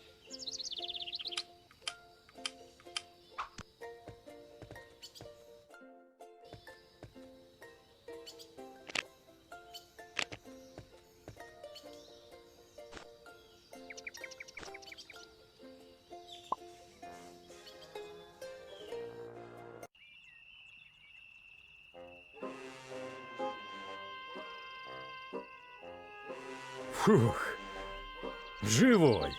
И как там? Мы тебя ни от чего важного не оторвали? Скучно там. Да и не время пока. Спасибо, друзья. Да ладно. Ты бы для нас то же самое сделал. Пора домой. Засиделись мы в гостях. Князь уж поди волнуется. Не понял. Здесь вроде раньше трон стоял, а это больше на кровать смахивает. Может, опять новшества какие удумал? Вот неугомонный. А, богатыри, давно не виделись. А вы живучие. Так вот оно что. То-то, думаю, кровать знакомая. Где князь-то, бесовка? Князь, ваша беда-то какая, пропал? Да так пропал, что и не сыщешь. Но я и думаю, не гинуть же государство в пучине безвластия. Вот и узурпировала трон. За то, что ты с троном сделала, отдельный ответ держать будешь. А князя верни, по-хорошему прошу. А хоть по-хорошему, хоть по-плохому, все равно теперь все по-моему будет. Так что кланяйтесь мне, как царице, и ступайте вон. Да что же это за беззаконие? Да неужто мы когда потерпим, чтоб землей русской чужеземная баба управлять стала? Нет, ну может потом, когда веке в 19-м. А сейчас да ни за что. Ну-ка, ведьма, отведай силушки богатырской. Упс, жаль, конечно, мальчонку. Да что поделаешь, уж больно горяч. Ну ладно, надоели вы мне. Аудиенция, как говорится, закончена.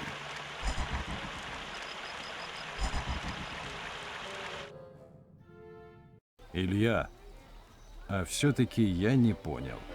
Ну, скинула она князя. Ну, захватила власть. А вот зачем она трон в общем, в кровать переделала? Того мне, Добрыня, неведомо. Одно только знаю. Спасать надо Русь Пресветлую от замыслов басурманских. Да и Алешку тоже расколдовать неплохо бы. Надобно нам князя разыскать, если жив еще. А коли и не жив, с того света достанем. Чай не впервой. Народ надобно расспросить. Может, кто чего и знает. Гадание на все случаи жизни. Приворотное зелье недорого. Проход во дворец запрещен. Да мы и не собирались. Так, прогуливаемся. А скажи, добрый молодец, куда там князь наш подевался? Не знаешь? Не знаю, богатырь. Сказывают, убег он. А куда? Неведомо. Ну и то дело. Раз убег, значит живой. Ай, подходи, узнай судьбу за копеечку. Народ надобно расспросить. Может, кто чего и знает.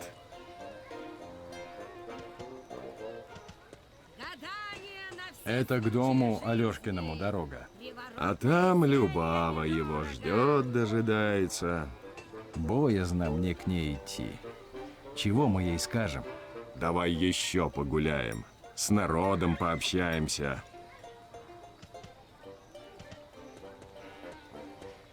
Подходи, касатик, позолоти ручку. Клочок бумаги. Ну, такое дело всегда пригодится, может. Ай, подходи, узнай судьбу за копеечку. Да с изюминкой! Похоже, кто-то записку разорвал, да по бочкам спрятал. Интересно. Гадание на все случаи жизни. Приворотное зелье недорого.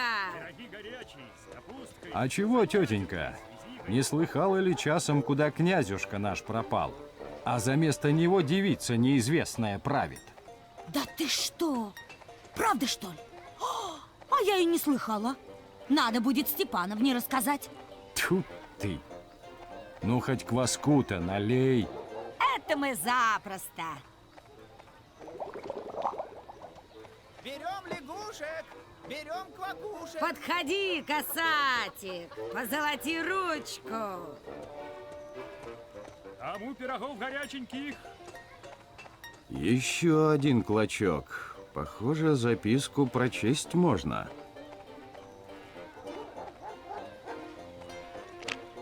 Ай, подходи, Нет, узнай так у меня судьбу за ничего не копеечку. получится. Да ну, не время сейчас в этих ребусах разбираться. Потом как-нибудь.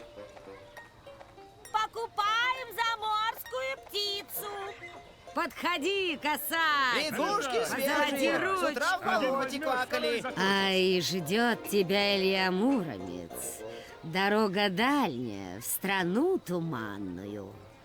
А тебя, Добрыня Никитич, и того дальше, к стене высокой, полмира огораживающей.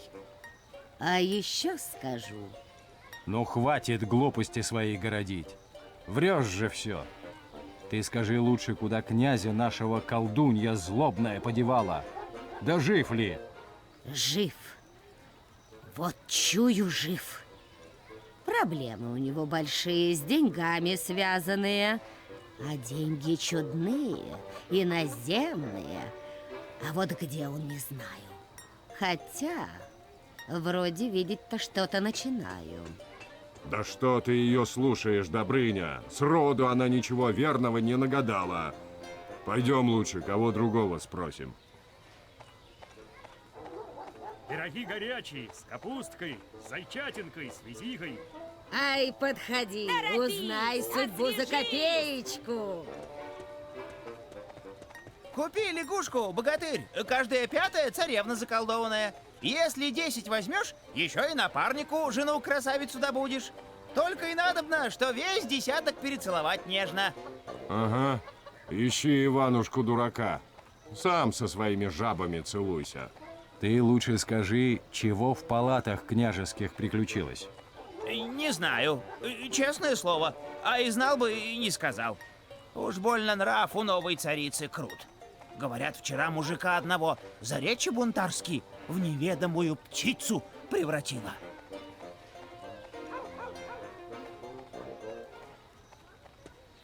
Подходи, коса! Пойдет складно, заслушаешься. Вот ведь народ. Князь законный неизвестно куда делся. В палатах княжеских принцесса басурманская хозяйствует, а им торговля. Хоть бы один слово поперек молвил.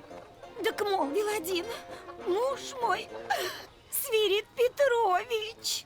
И чего? А ничего. Взмахнула басурманша пальчиком, грянул гром среди ясного небушка. И вот он мой, Свирид Петрович, в клетке чирикает. Ай, подходи, узнай судьбу за копеечку.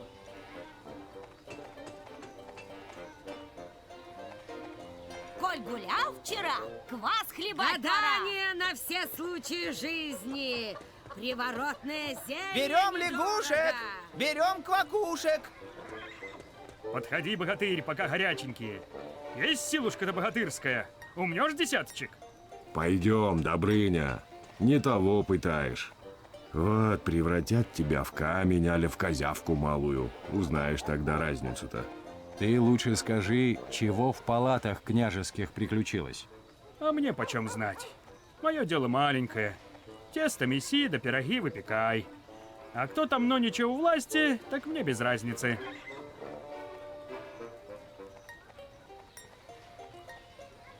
Ай, подходи, узнай судьбу за копеечку.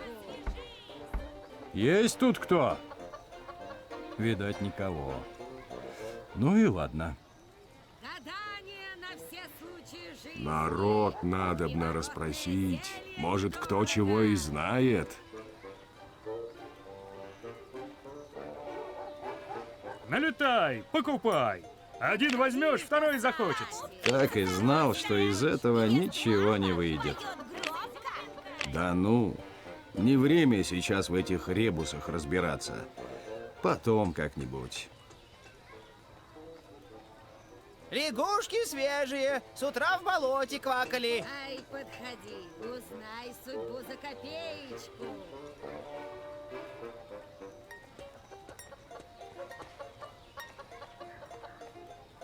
Подходи, касатель, позолоти ручку. Пироги горячие, с капусткой, с зайчатинкой, с визихой.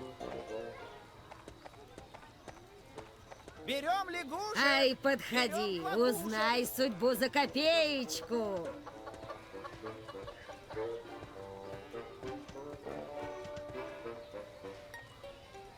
Гадание на все случаи жизни.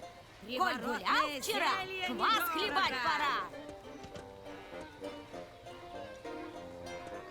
Нет, не пойду я туда. Ну не могу я Любави в глаза смотреть, пока Алёшка там статуей стоит. Это к дому Алёшкиному дорога. А там Любава его ждет, дожидается. Боязно мне к ней идти. Чего мы ей скажем? Давай еще погуляем, с народом пообщаемся.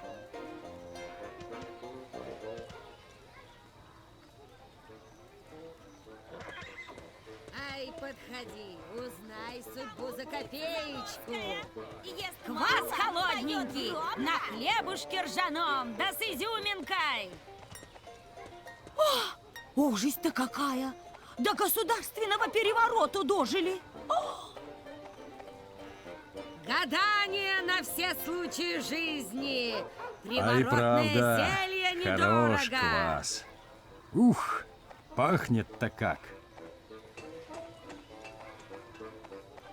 Берем лягушек! Ай, подходи, берем узнай покушать. судьбу за копеечку. Коль гулял вчера, квас хлебать пора. Гадание на все случаи жизни. Приворотное зелье недорого. Птица-кенарь, для глаза приятно, на слух соловей.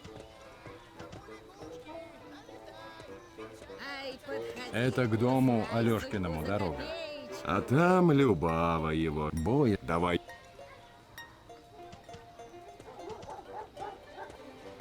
подходи, касатик, позолоти ручку.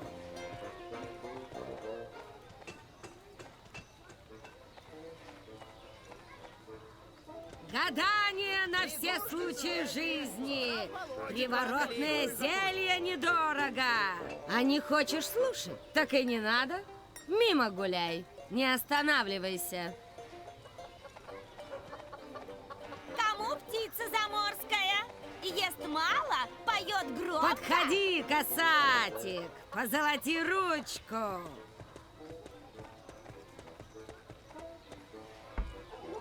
Кому лягушки? Есть тут кто? Налетай! Пенсионерам и Видать, царевичам никого. скидки! Ну и ладно. Кому пирогов Народ горяченьких? надобно расспросить. Может, кто чего и знает. Да ну, не время сейчас в этих ребусах разбираться. Потом как-нибудь. Что-то я неправильно делаю. Подходи, касатик, позолоти Так и знал, что из этого ничего не выйдет. Ай, подходи, узнай судьбу за Налетай, копеечку. покупай. Есть тут Один кто? возьмешь, второй захочется. Видать, никого. Ну и ладно. Подходи, касатик. Что-то я неправильно делаю. Так и знал, что из этого ничего не выйдет.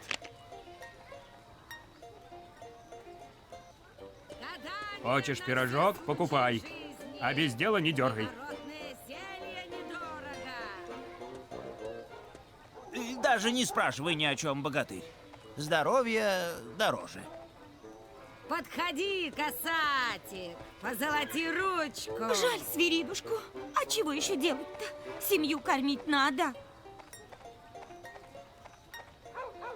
А не хочешь слушать? Так и не надо.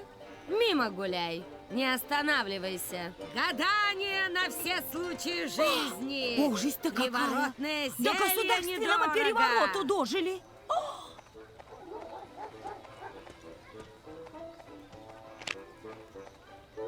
Подходи, касатик, позолоти ручку. Да что это со мной? Я вроде к глупостям не склонен. Гадание на все случаи жизни. Приворотное зелье недорого. Коль гулял вчера, квас хлебать пора. Нет, так у меня ничего не получится. Да что это со мной? Я вроде к глупостям не склонен. Подходи, Нет, касатик, не пойду я туда. позолоти ручку. Ну не могу я Любави в глаза смотреть, пока Алёшка там статуей стоит. Нет, не пойду. Так и знал, что из этого ничего не выйдет. Да ну, не время сейчас в этих ребусах разбираться. Потом как-нибудь. Да что это со мной? Проход запрещен. Да я и не собирался.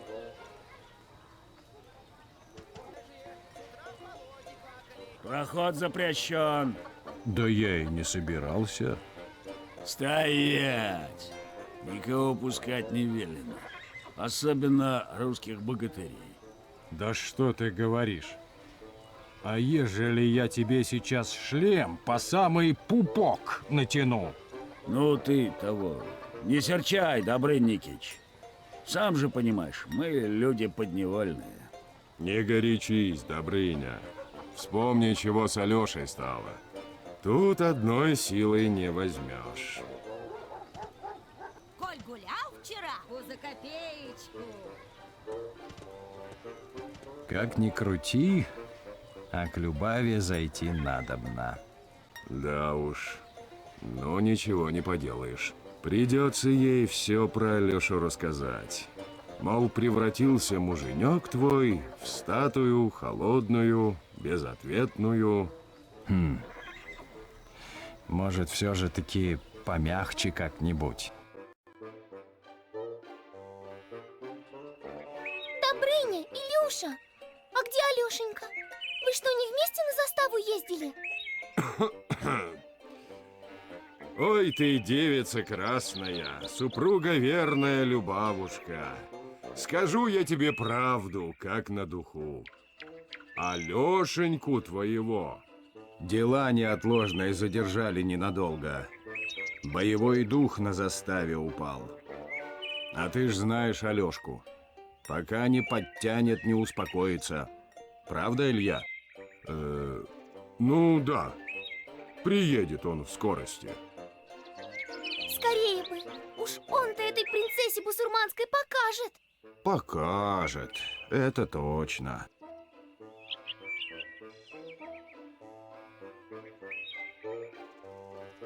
Кстати, о принцессе. Ты не знаешь, чего у них там с князем приключилось? Это вам Елисея спросить надобно. Он тогда как раз в палатах был и все своими глазами видел. Правда, он после того дома заперся, никого не пущает и сам на двор даже носу не кажет. Боится аресту. А где ж дом его?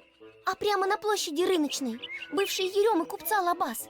Только не пустит он вас без пароля какого-то. Я уж пыталась. Ладно, разберемся. Ты, Любавушка, пока тут с Ильей посиди. У него за византийский поход столько историй интересных накопилось. Да? Да. И он тебе все их рассказать хочет. А я пока быстренько к Елисею сбегаю.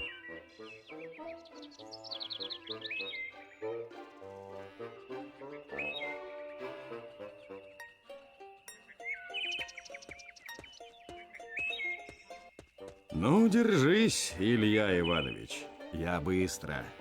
Только б ты про Алешку не проболтался. Гадание рога. Лягушки свежие, с утра в болоте квакали. Подходи, касатик, позолоти ручку. Сейчас попробуем разобраться, чего это за каракули. Ну-ка, ну-ка, разберемся, чего тут написано. Ну вот, это уже похоже на пароль.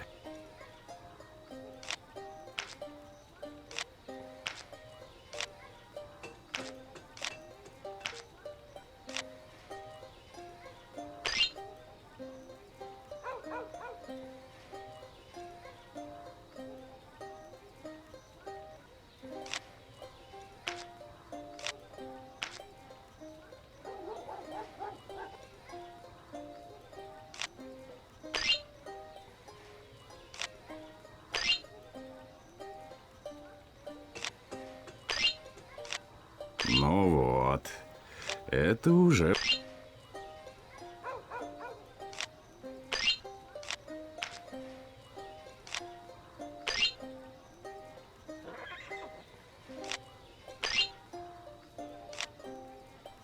Ну вот, это уже похоже.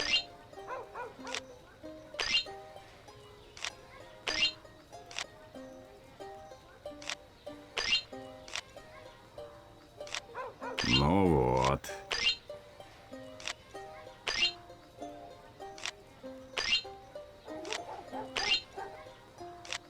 Ну вот.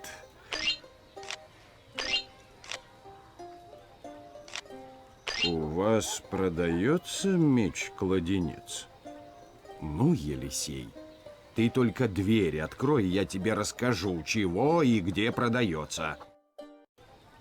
Подходи, касатик, позолоти ручку. Берем лягушек, берем квакушек. Гадание на все случаи жизни. Приворотное зелье недорого. Назовите пароль. Елисей, кончай придуриваться. Это я, Добрыня. Пароль не принят. Но что ты с ним будешь делать? Ай, подходи, узнай судьбу за копейку. Назовите пароль.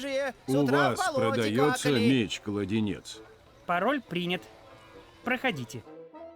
Ну и чего это ты за пароли выдумал? Голос меняешь. Старых друзей на порог не пускаешь.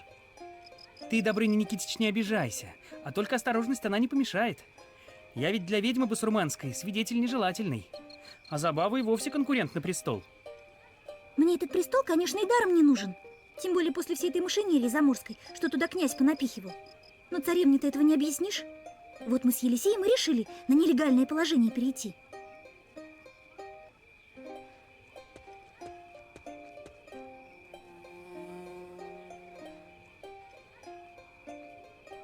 Как же вам из дворца-то сбежать удалось? А Елисей хитрый план придумал. Я, значит, одежду у него взяла и парнем молодым нарядилась. А он мой сарафан да кокошник напялил. Ну, как будто я это он, а он это я. Правда здорово? Не то слово. И знаешь, это очень хорошо, что вы из дому никуда не выходите.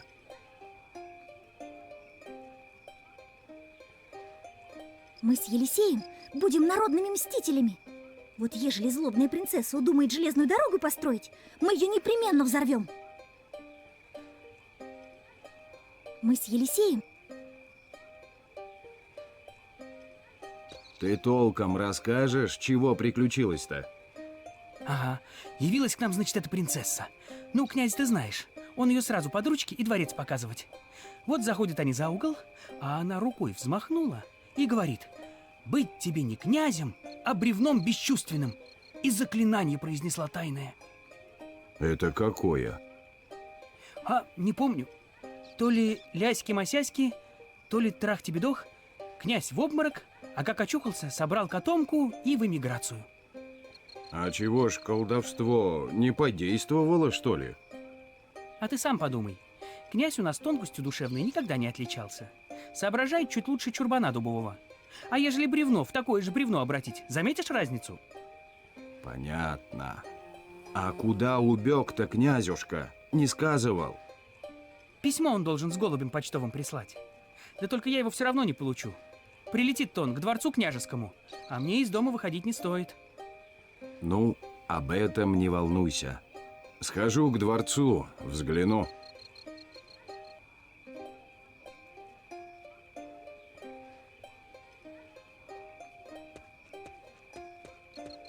А это у вас чего? А это мы к восстанию готовимся потихоньку. Будем народ вооружать. Эх, ну ладно, Елисей, но от тебя, Забава, я такого не ожидал.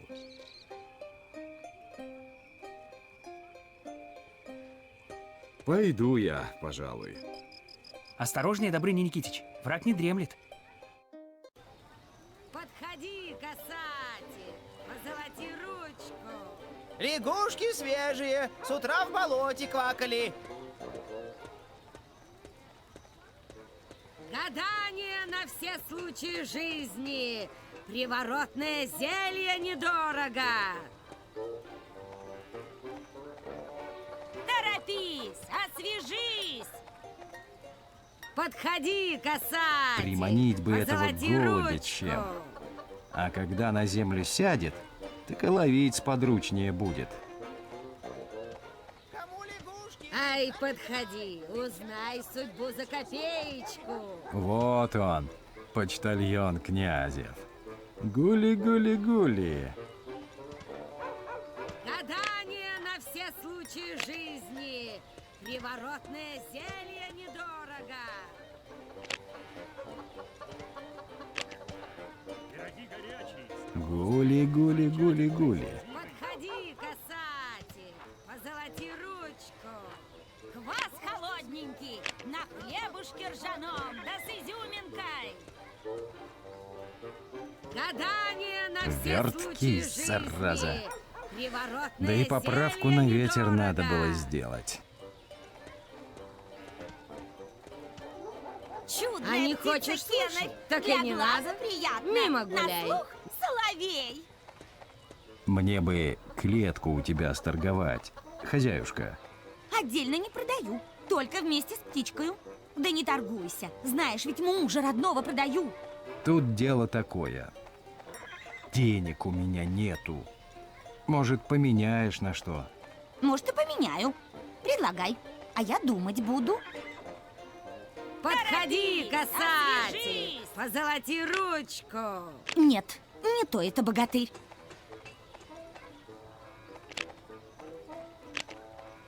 А вот это, пожалуй, подойдет. Уж я этой ведьме басурманской ночью все окна в тереме остеклю. Ну, бывай, Свирид Петрович, может, еще свидимся? Берем лягушек! Берем Ай, клокушек! подходи, Холодненький, узнай на судьбу за хлебушке ржаном, копеечку. да с изюминкой. Не волнуйся, Свирид Петрович. Как принцессу злобную одолеем, спадут с тебя чары ее. Ты, главное, высоко не летай, а то расшибешься. По травке лучше попрыгай, червячков поклюй. А мы быстренько. Подходи, вчера, квас касатель, хлебать пора. позолоти ручку.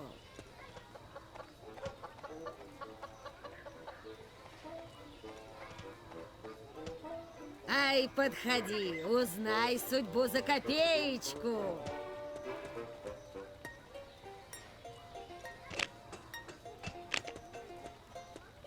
Подходи, касатель, бульон позолоти летающий. ручку. Гляди, какая клетка удобная.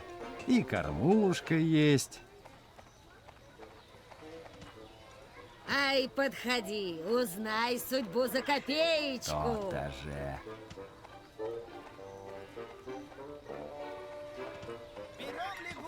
Отнесу к Елисею. Вместе и прочтем. Подходи, касатик, позолоти ручку. Налетай, покупай. Один возьмешь, второй захочется. Гадание на Лягушки свежие, с утра в болоте Назовите квакали. пароль. У вас продается меч-кладенец? Пароль принят. Проходите. Вот, стало быть, прислал наш князюшка письмецо.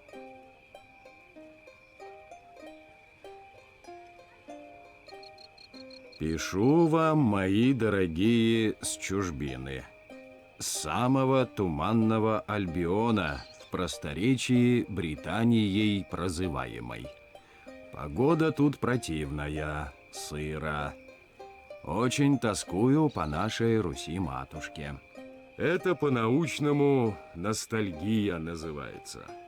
Дальше-то что? Как там без меня народ? Жив ли? Не балуется? Нормально ли питается? Передавайте привет всем, кого знаю. И всем, кого не знаю, тоже передавайте. Да не томи ты, Добрыня. Суть читай. Суть знать бы, где она. А, вот, по скриптум. Узнал всю правду про басурманскую принцессу. Вот она у меня где теперь.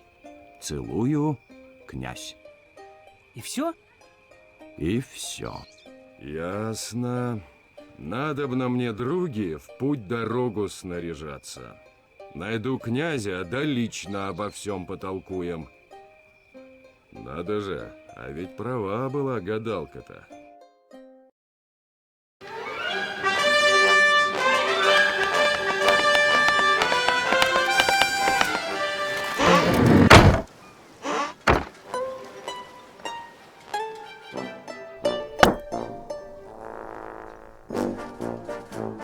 Дорогие рыцари, князь Киевский прибыл в Англию благодаря форс-мажорным обстоятельствам. А что случилось, князь?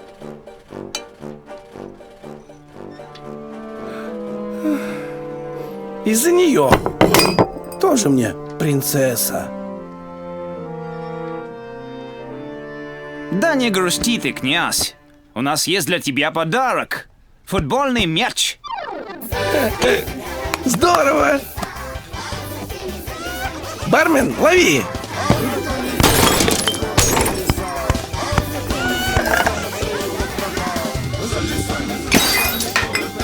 А кто мне заплатит за этот погром? Да ладно, бармен. Запиши на меня в кредит. Принеси бренди, барашка, фруктов и мороженого. Последний раз, княже. Счет-то немалый. А давайте выпьем, рыцари, за князя Киевского. За князя Киевского!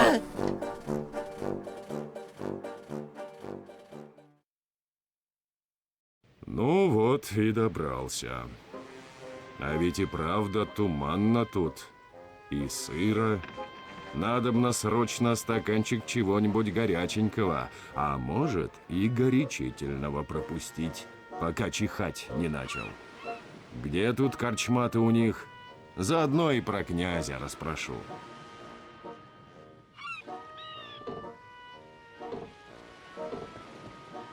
Обычно хорошие нитки на дороге не валяются.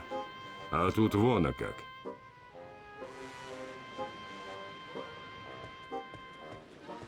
Ну и работка у тебя. Весь день на улице. Доспехи от сырости не ржавеют? Еще как, сэр. Иногда даже с места сойти не могу. Тогда жена меня домой на тележке увозит. Илья Иваныч! Эх, ма, да это ж князь. Ну дает. Трон прошляпил, страна под игом басурманским, а он тут бражничает. Ну уж потолкую я с ним по душам. Простите, сэр, но вход в данное заведение разрешен только благородным особам. Ну будет врать-то. А князь наш как туда попал в таком случае? Говоря о благородстве, сэр, я имел в виду не свойства души, а громкий титул, и совершенно согласен с вашим утверждением о том, что это не всегда совпадает в одном лице.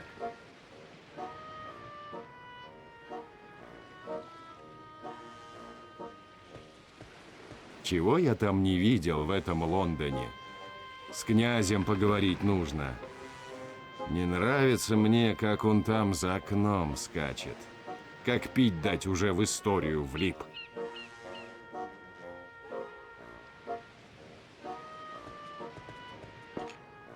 Сэр, вход только для благородных особ, как минимум рыцарского звания. Ну что ты будешь делать? А богатырь русский тебе не благородная особа? Да я вашим рыцарям 100 очков вперед дам. Хошь на мечах, хошь на булавах. А уж на кулачках так и говорить нечего. Сэр, умом я понимаю, что вы правы, но закон есть закон. Если вам так уж необходимо пройти внутрь, поговорите с нашим всемилостивейшим королем Артуром. Думаю, вам не составит труда получить от него рыцарское звание. Ну, где там их король Артур? Пора ему меня в рыцари записывать. Ну чего, приличный городишко. В Киеве, правда, красивее. И теплее. Овсянка, сэр. Ваш путь к здоровому желудку. Всего 1 золотой.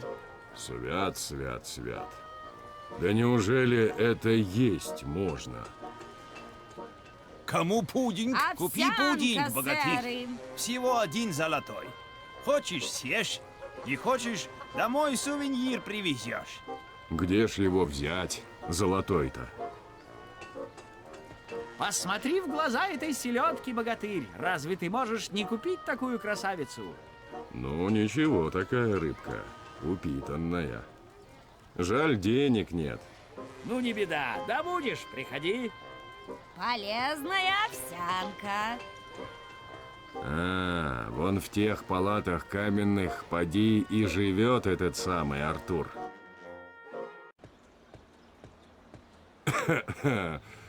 Здравствуйте. Приветствую тебя, путник. Что привело тебя ко двору знаменитого и благородного короля Артура? Ну, то есть к моему двору. Да пустячок, в сущности. Мне бы в рыцаре записаться. Только по-быстрому, а то мне еще страну спасать. Помыслы твои благородны, а фигура внушительна. Но этого мало. В наши дни каждый рыцарь должен иметь свою фишку. Понимаешь? Чего? Ну, ты должен уметь делать то, чего не умеют другие. Как-то выделяться из общей массы. В общем, хочешь стать рыцарем? Продемонстрируй мне что-нибудь интересное. Ну, я попробую, в общем.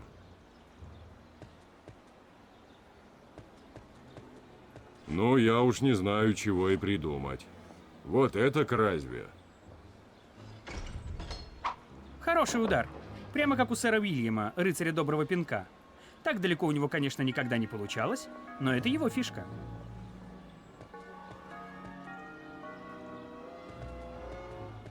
А это за фишку не сойдет? Старо как мир. Это любимая проделка сэра Эрика, рыцаря стального кулака. Как-то раз он так увлекся этим занятием, что расколотил все винные бочки в своем подвале. С тех пор он вступил в орден трезвенников и возглавил крестовый поход в какие-то Ессентуки.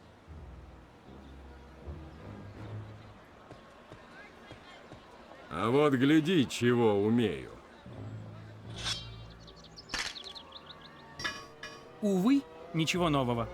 Это фокус сэра Бриана, рыцаря двух половинок. Однажды во время войны с сарацинами сэр Бриан тайно пробрался в их лагерь и переломал там все копья. Так что утром сарацинам ничего не оставалось, как сдаться.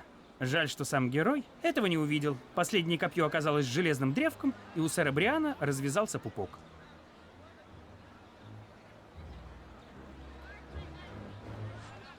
Вот такой могу фокус показать. Но это старая фишка. Сэр Ланцепуп, рыцарь железного черепа, так на каждом перу развлекается. Он даже полный бить пробовал, но за это его самого потом колотят.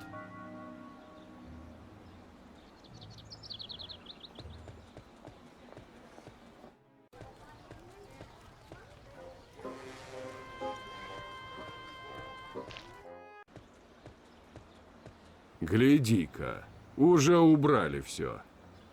Вот что в иноземцах ценю, так это порядок. Я был бы вам очень признателен, сэр, если бы в следующий раз при демонстрации ваших умений вы обошлись бы без меня, сэр. А? Да не вопрос. Артуру-то все равно не нравится. Спасибо, сэр. Примите этот золотой как знак возникшего между нами взаимопонимания.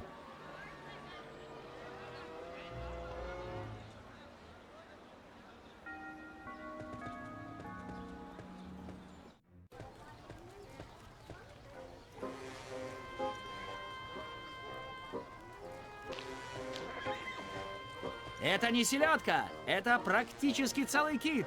И всего за 1 золотой. Лучший завтрак для джентльмена. Ну-ка, давай сюда свою селедку. Попробуем. 1 возьмешь, за 2 придешь.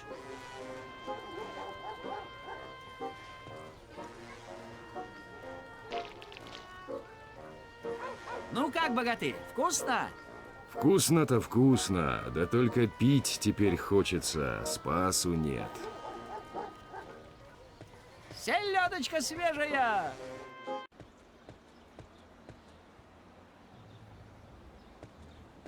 Вы дали слово, сэр. Помните об этом?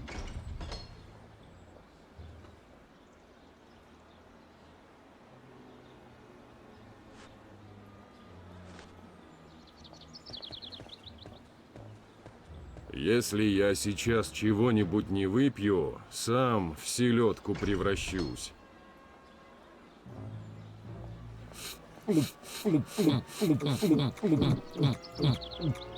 Ох, а этот Ихель ничего.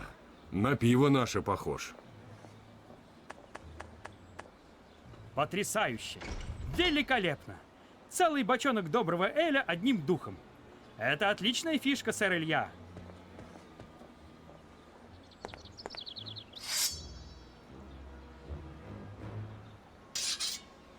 Своей королевской властью я посвящаю тебя в рыцари. И зваться тебе с этих пор сэр Илья Муромец, рыцарь дубовой бочки. Спасибо тебе, Артур, король британский. А теперь пойду я. Дела не ждут.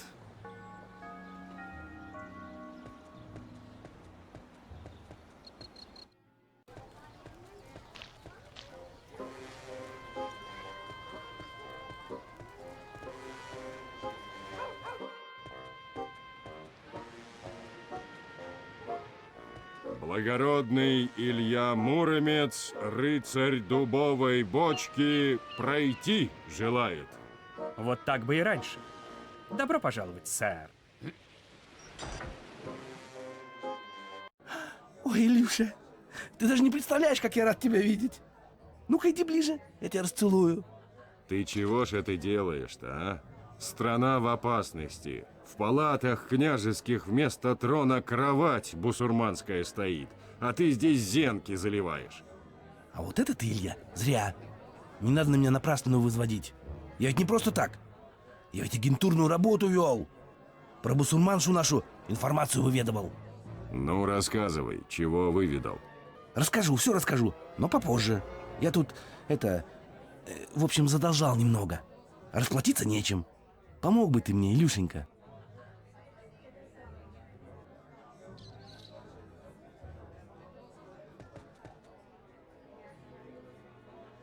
Сколько должен-то?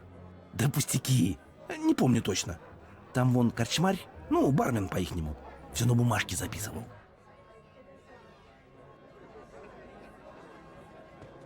И много ли князь русский тебе задолжал?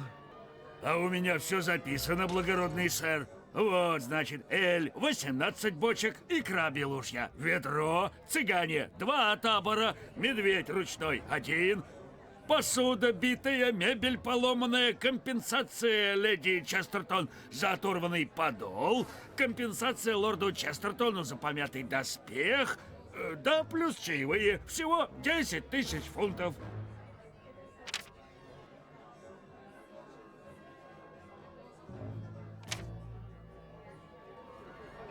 Мать честная.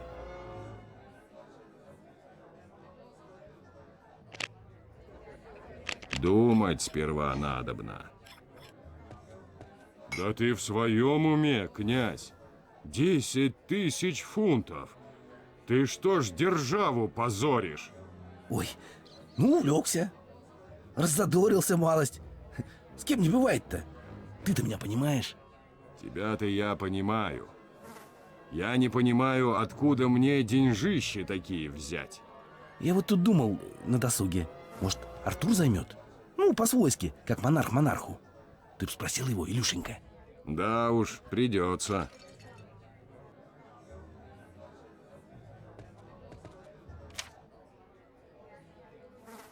Матч.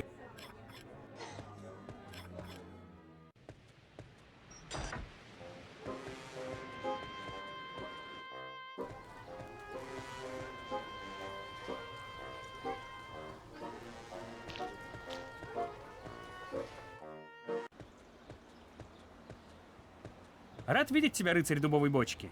Что привело тебя ко мне? Мне нужна помощь, благородный король. Ты пришел по адресу, сэр Илья. В этом мире очень мало дел, в которых не мог бы помочь великий король Артур. Мне нужны 10 000 фунтов. И это, к сожалению, одно из них. Увы, мой друг, казна моя пуста. Социальные программы, благотворительность, проект развития села, прогрессивное правление так дорого обходятся. Пожалуй, тебе стоит поискать кого-нибудь другого.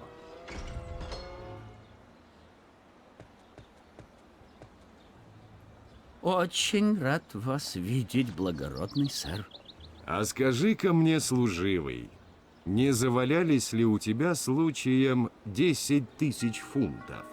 Увы, сэр, такие деньги в нашей стране могут быть только у одного человека, и имя ему Робин Гуд. Это еще кто такой? Купец, что ли? Скорее наоборот.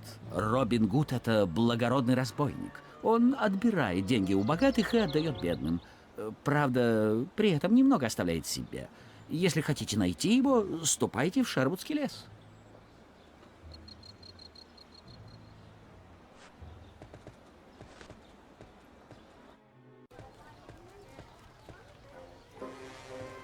Вот делать мне больше нечего, как всяких благородных разбойников по лесам разыскивать.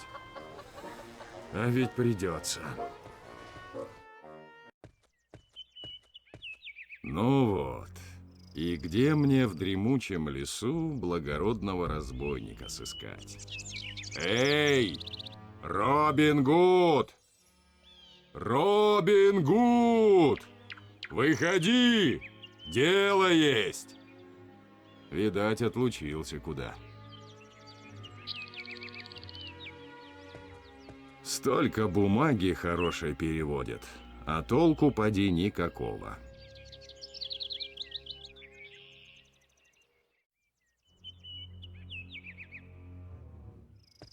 Смотри ты, перо. Записку ему написать, что ли?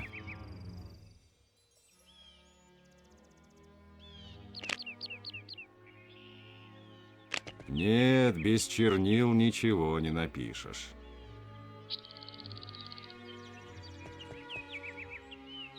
Обычная чернильница, полная и почти без мух. Вот, теперь этим пером писать можно.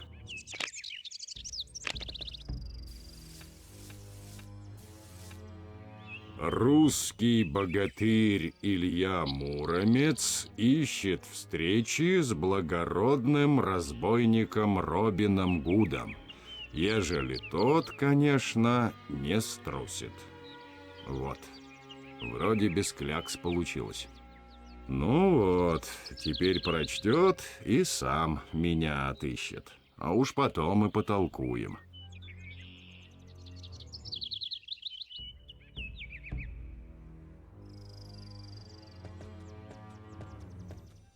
Ну все, здесь мне больше делать нечего.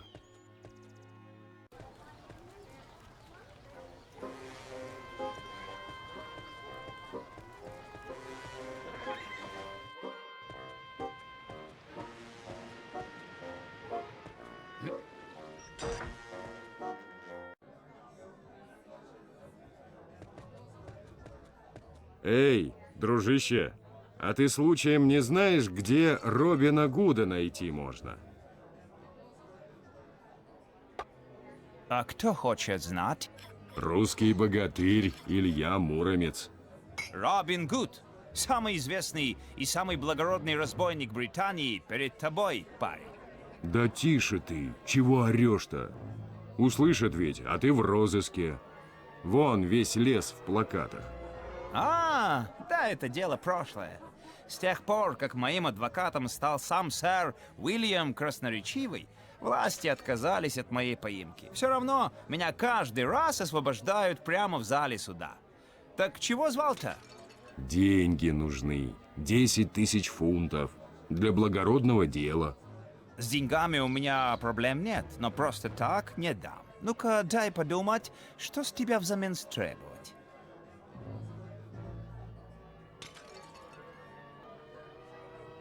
Ну, надумал чего? А ты сомневался? Тогда ты не знаешь Робин Гуда. Будем стрелять из лука. Если победишь, деньги твои. Нашел дурака. Давай лучше на кулачках, до первой крови.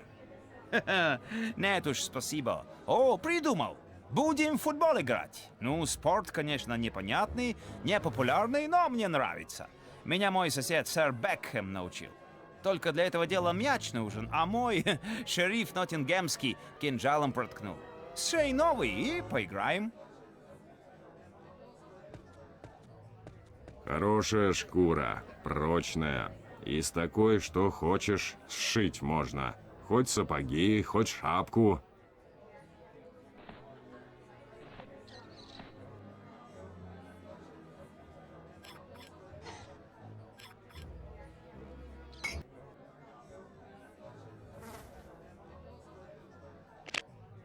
Нитки есть, кожа тоже.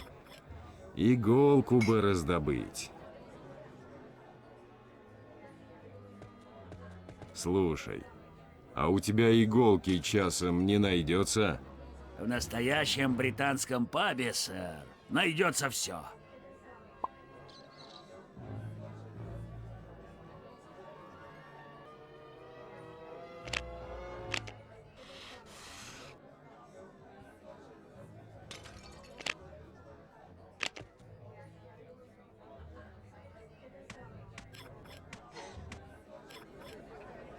Но, похоже на мяч-то. Отлично! Даже лучше, чем Билл. Пойдем и начнем наше состязание. Ну что, богатырь, не трусишь? Может, тебе фору дать? Бахвалиться мы все мастера. Ты бей давай. Ну, лови, богатырь. Ну, и кто тут чемпион? Нехорошо как-то получилось. Теперь мой черед.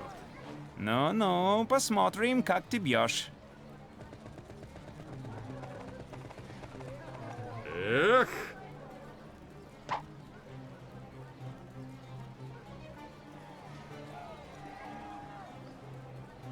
Это было легко. Эх, жаль. Ударил вроде не слабо.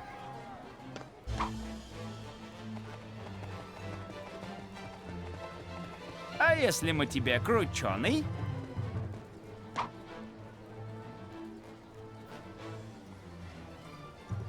А вот моего родимого и поймали. Это просто досадная случайность. Теперь мой черед. Ну-ну, посмотрим, как ты бьешь.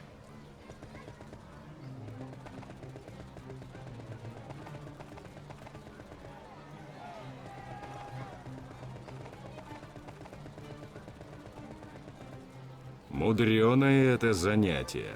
Но ничего, приспособимся.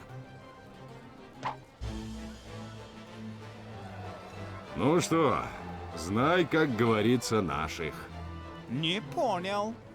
Готовься, сейчас я тебе точно забью.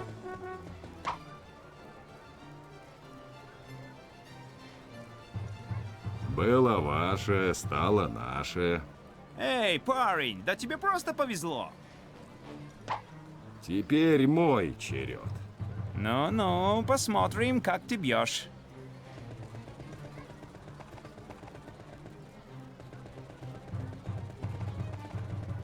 А вот так, ежели попробовать. А в этот раз у меня ничего получилось. Ты что, забил? Не может быть. Вот я сейчас своим секретным ударом.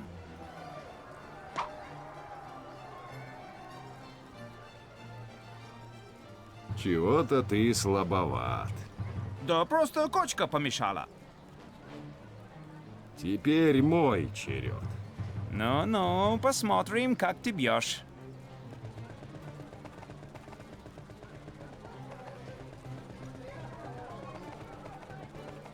А вот сейчас я посильнее стукну.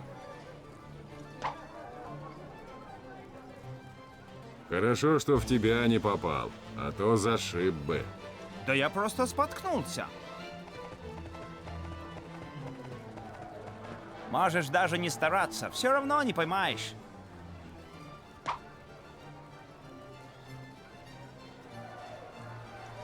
А это оказывается просто. Это просто досадная случайность. Теперь мой черед. Ну-ну, посмотрим, как ты бьешь.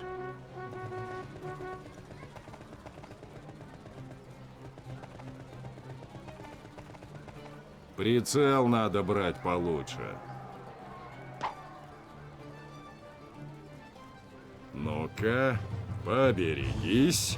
Тебе просто повезло. Вот так-то. Знай, как говорится, наших. Давно я так не веселился.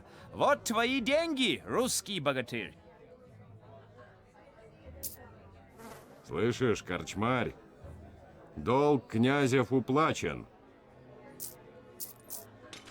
Спасибо, сэр. Если честно, я уже и не надеялся. Илюша, спаситель мой. Домой приедем, я тебе орден вручу. Нет, даже 2 ордена. И еще медаль за оборону князя. Ты лучше скажи, как принцессу одолеть. А очень просто. Сила ее колдовская от амулета с волшебным камнем глазом дракона идет. Амулет тот она в Китае раздобыла. Но там еще один такой же глаз остался. Вот он-то нам с басурманшей справиться и поможет. Ежели эти 2 камня вместе свести, вмиг все ее колдовство улетучится. Ты вот что. Садись и все это в письменном виде излагай. В письменном виде? Это ты хорошо придумал, Илюшенька. А зачем?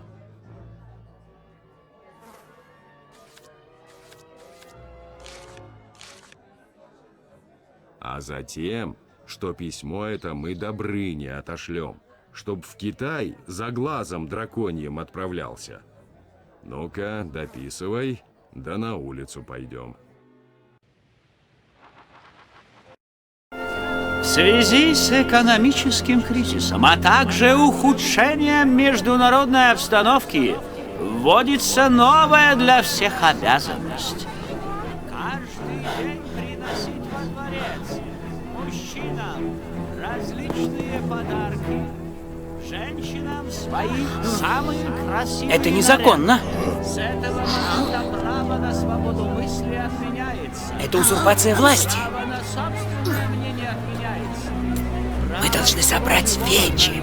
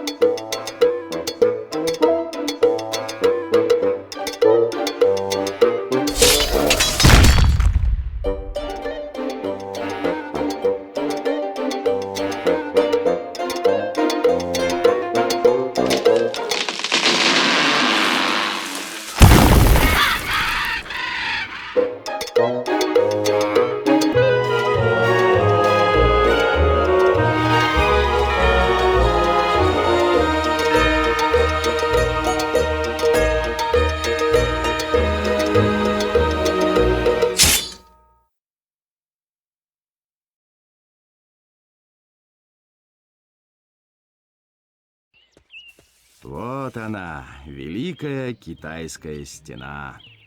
Давненько я здесь не был. Да, пожалуй, с тех пор, как срочную службу на пограничной заставе проходил.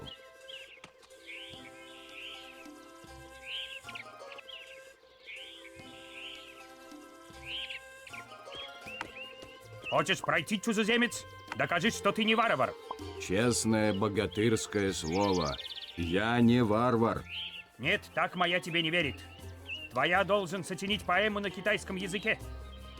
Так моя будет знать, что ты приобщился к великой китайской культуре. Чего? Да я русский богатырь. Да я подкову узлом завязать могу. Даже вместе с конем. А ты мне предлагаешь стишки сочинять? Хорошую подкову каждый варвар испортить может. А стихи слагать только культурный и образованный человек. Послушай, дедушка, а для меня ты поэму не напишешь? Отчего же не написать, юноса? Только это будет стоить 100 золотых.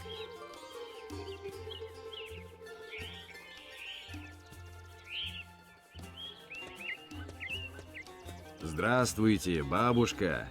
И тебе не хворать, внучок. Далеко ж тебя от Руси нашей занесло. Да и вас, бабушка, не близко. Ничего не поделаешь, внучок. Бизнес. Вот распродам тут матрешек с балалайками, накуплю у китайцев кафтанов пуховых да лаптей каучуковых и в Киев на базар. А потом обратно мотнусь. Ровно челнок ткацкий. Меня и прозвали-то Пелагея-челночница. Тебе, кстати, балалайка задешево не нужна? Да пока вроде без надобности.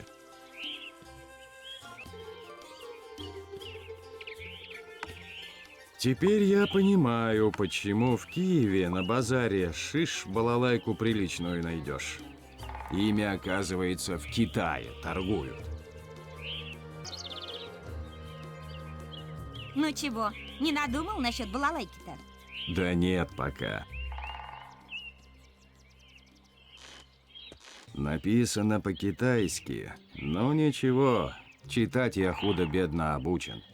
Так, варварам и торговым агентам крупных компаний вход воспрещен. Понятно. Политика культурной изоляции. Ох, не доведет это их до добра.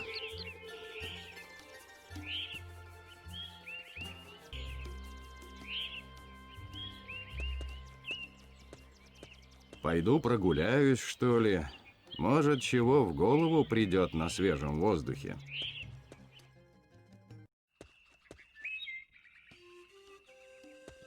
Странный какой-то кирпич. Похоже, за ним что-то спрятано.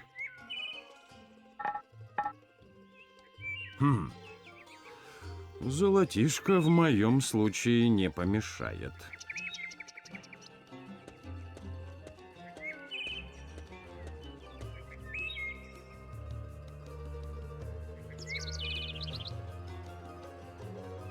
Забраться на этот карниз, расплюнуть. Только что это даст? Стену все равно не перелезешь.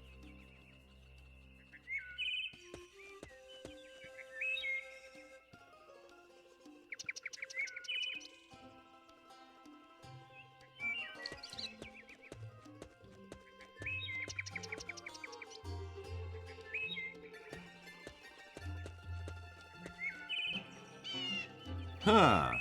Знакомые все лица. Ты же Аленушка, летописец киевский. Здравствуйте, Добрыня Никитич. А я тут... Вижу, вижу. Хотела через Великую Китайскую стену перелезть. Да силы не рассчитала. Вовсе нет. Я просто так влезла. Гуляла, а потом скучно стало. Дай, думаю, мышцы разомну. Тебе точно помощь не нужна? Да все в порядке. Просто сижу тут над статьей новой, думаю. Будет называться «Размышления на карнизе». Понятно.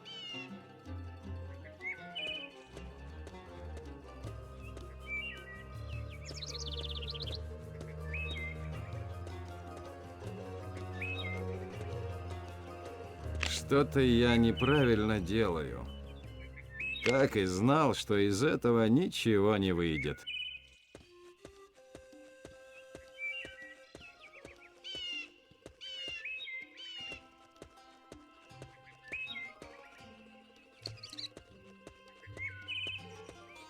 Ладно, Добрыня Никитич, скажу правду.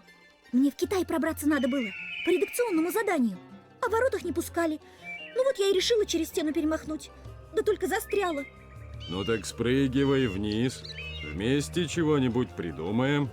Не могу, Добрыня Никитич, боюсь. Давай так.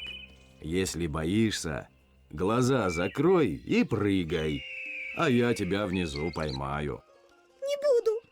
Там мышь внизу, а я их с детства боюсь.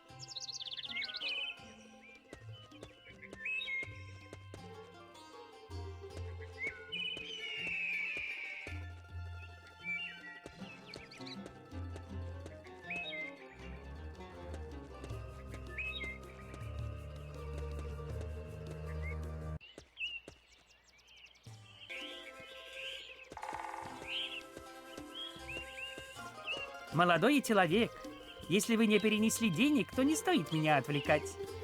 Мне кажется, мое вдохновение где-то рядом. Ага, ты перенес деньги. А я как раз написал замечательную поэму о любви. Возьми ее. Только когда будешь читать, запасись салфетками. Она очень грустная.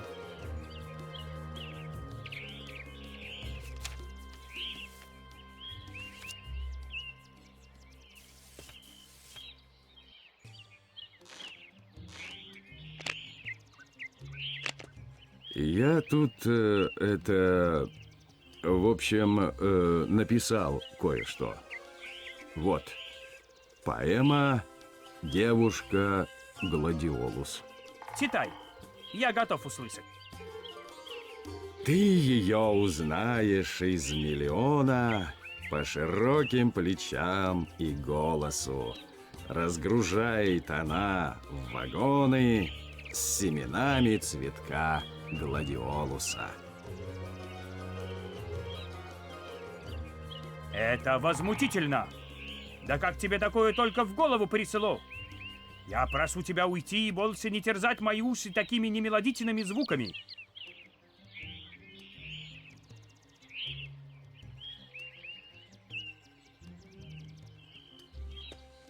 Ты что это мне подсунул, дедушка? Да меня с твоими стихами прогнали в зашей. Просто мира еще не готов к такой прогрессивной поэзии. Ладно, в качестве компенсации я напишу для тебя еще одну. Совершенно бесплатно. Ну, давай, что ли.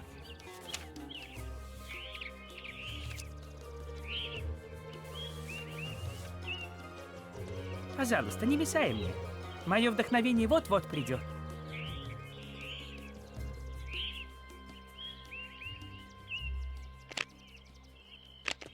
Вот еще кое-что написал. Поэма о безответной любви. Я слушаю. Ты отказала мне 2 раза. Ты мне сказала «не хочу». Сказал бы я тебе «зараза», но, как и прежде, лишь молчу. В этот раз еще хуже, чем в предыдущий. Ступай и без хорошей поэмы не возвращайся.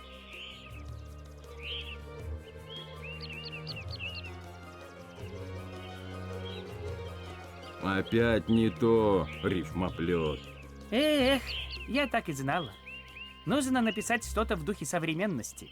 Но без вдохновения у меня ничего не выйдет. Ясно. Ну а что надо, чтобы это вдохновение пришло?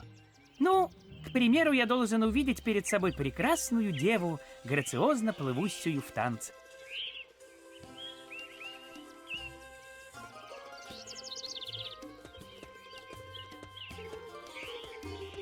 Пойду прогуляюсь, что ли? Может, чего в голову придет на свежем воздухе?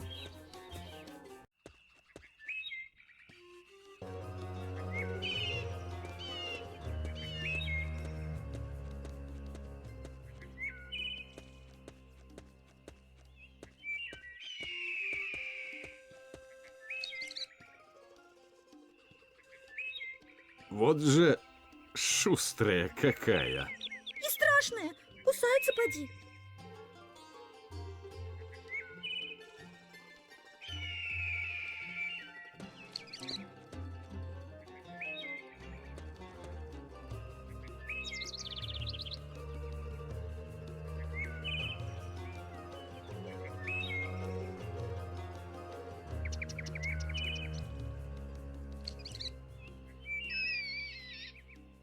Ну вот, попалась серая.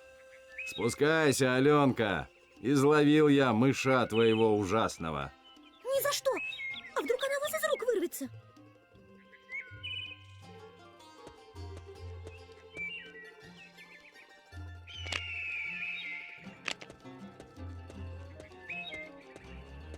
Ну, Алена, сама напросилась.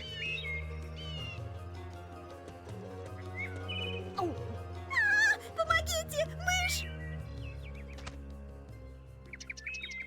Ну вот, как говорится, не было бы счастья, да несчастье помогло.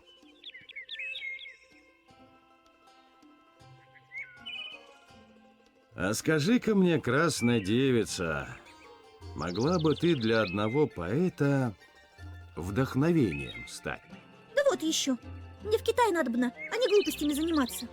Так ведь я потому и прошу. Ежели на него вдохновение снизойдет, он поэму напишет, и нас за ворота пропустят. А, ну тогда запросто. Показывайте, где этот поэт ваш. Сейчас его мигом вдохновлю.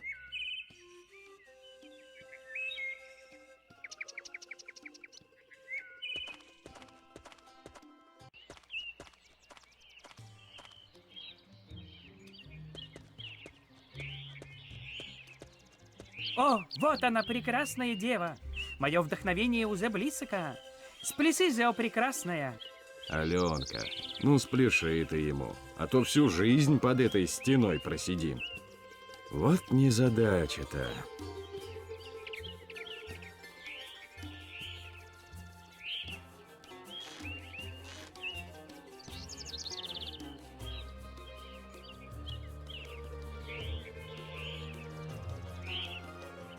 О, вот она, прекрасная дева. Мое вдохновение уже близко. Спляси же, о прекрасная. Аленка, ну спляши ты ему, а то всю жизнь под этой стеной просидим. Вот незадача-то.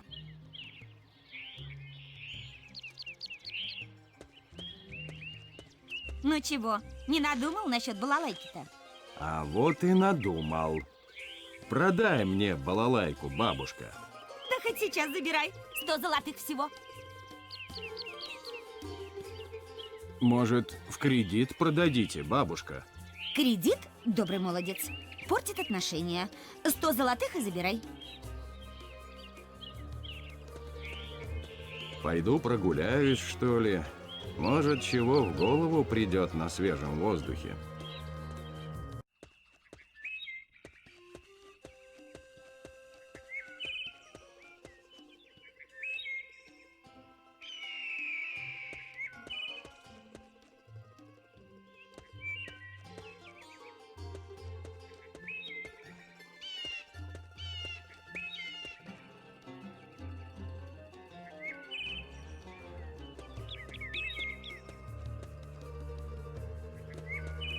А вот и еще один тайник. Да сколько ж в этой стене золота!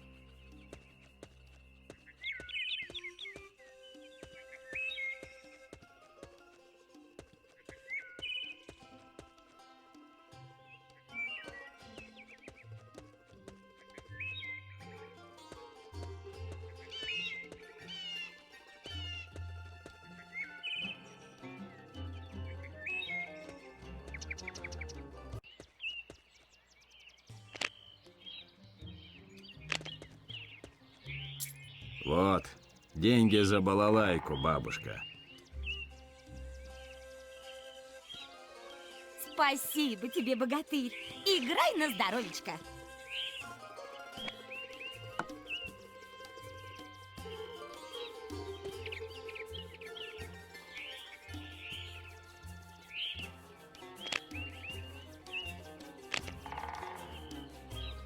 Ох, и здорово играешь. Ноги сами в пляс просятся. Спасибо, Добрыня Никитич. Только беда, не могу я одновременно играть и плясать. Эй, дедушка, а вот когда Добрыня Никитич пляшет, вам вдохновение не приходит? Нет, нет, прелестница, только ты. Да, это проблема.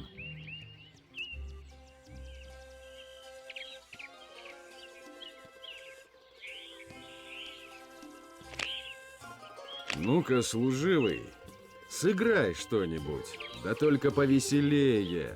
Сейчас попробую. Ну, в общем, сойдет музычка.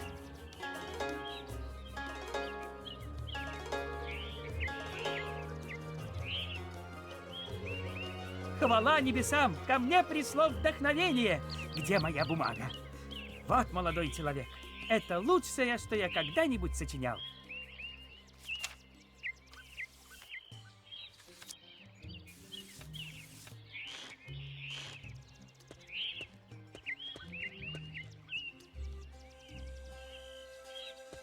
Мудрее нашего императора только великий дракон. Но он утомился от глупости этого мира и крепко спит в своем священном храме. Вот тут еще один вариант. Поэма «Крокодиловые слезы». Надеюсь, этот не такой плохой, как предыдущий.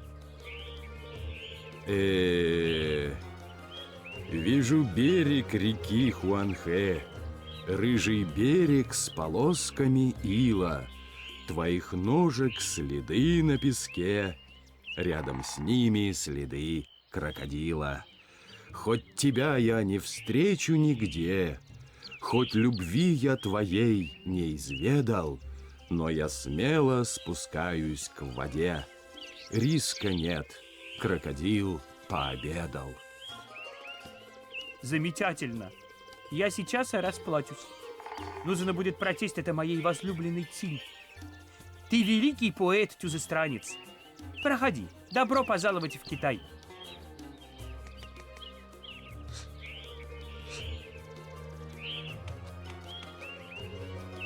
Вот так бы и раньше. Теперь найдем вашего императора, да потолкуем. Ну, за стену мы с тобой прошли. А вот где тут императора искать? Ну, это, Добрыня Никитич, дело техники. Язык, как говорится, до Киева доведет. А до императора? Ну, или до императора. Надо только правильные вопросы задавать.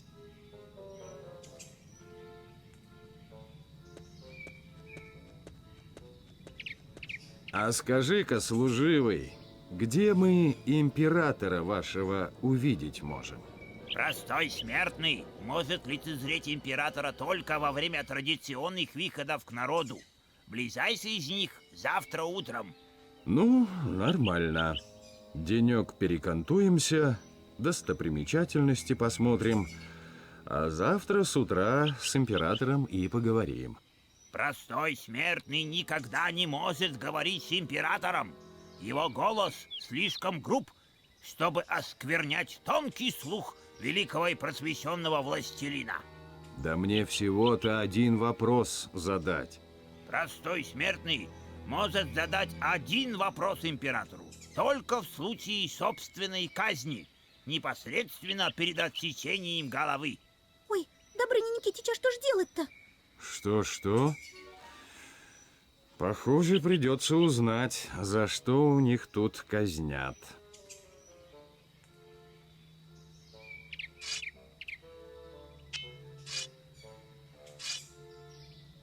А вы ничего не путаете насчет вопроса к императору?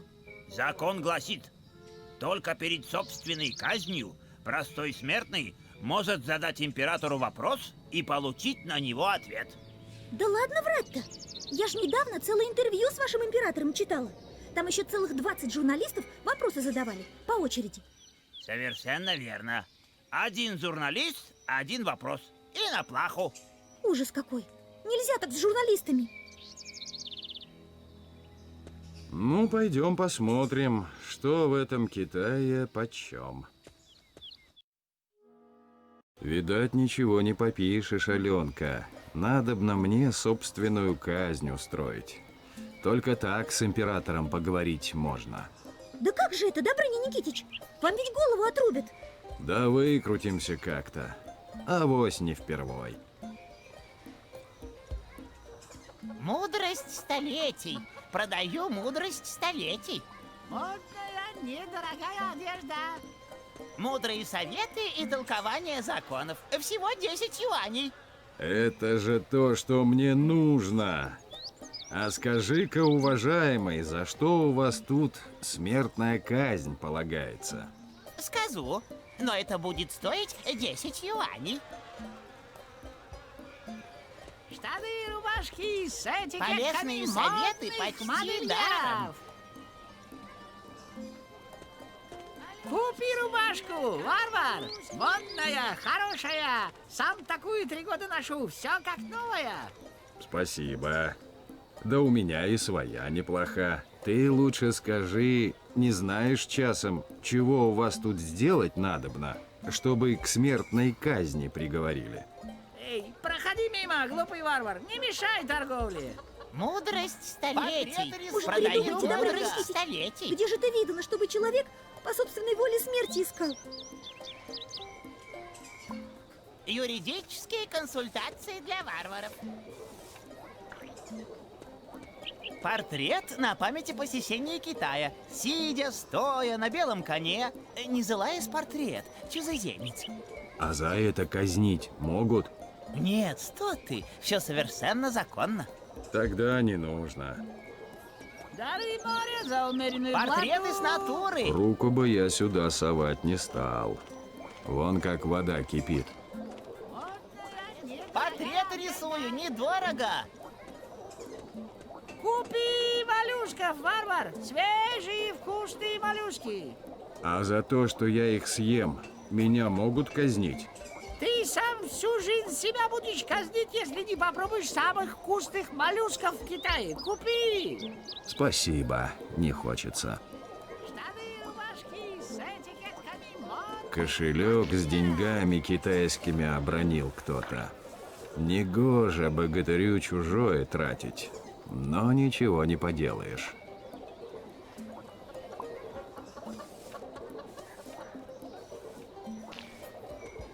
Соль.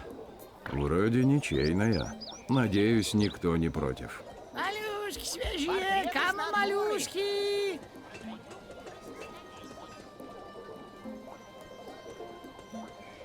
Ваш портрет за 5 минут.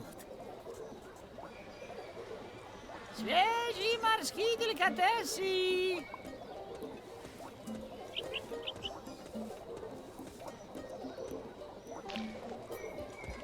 Портреты с натуры.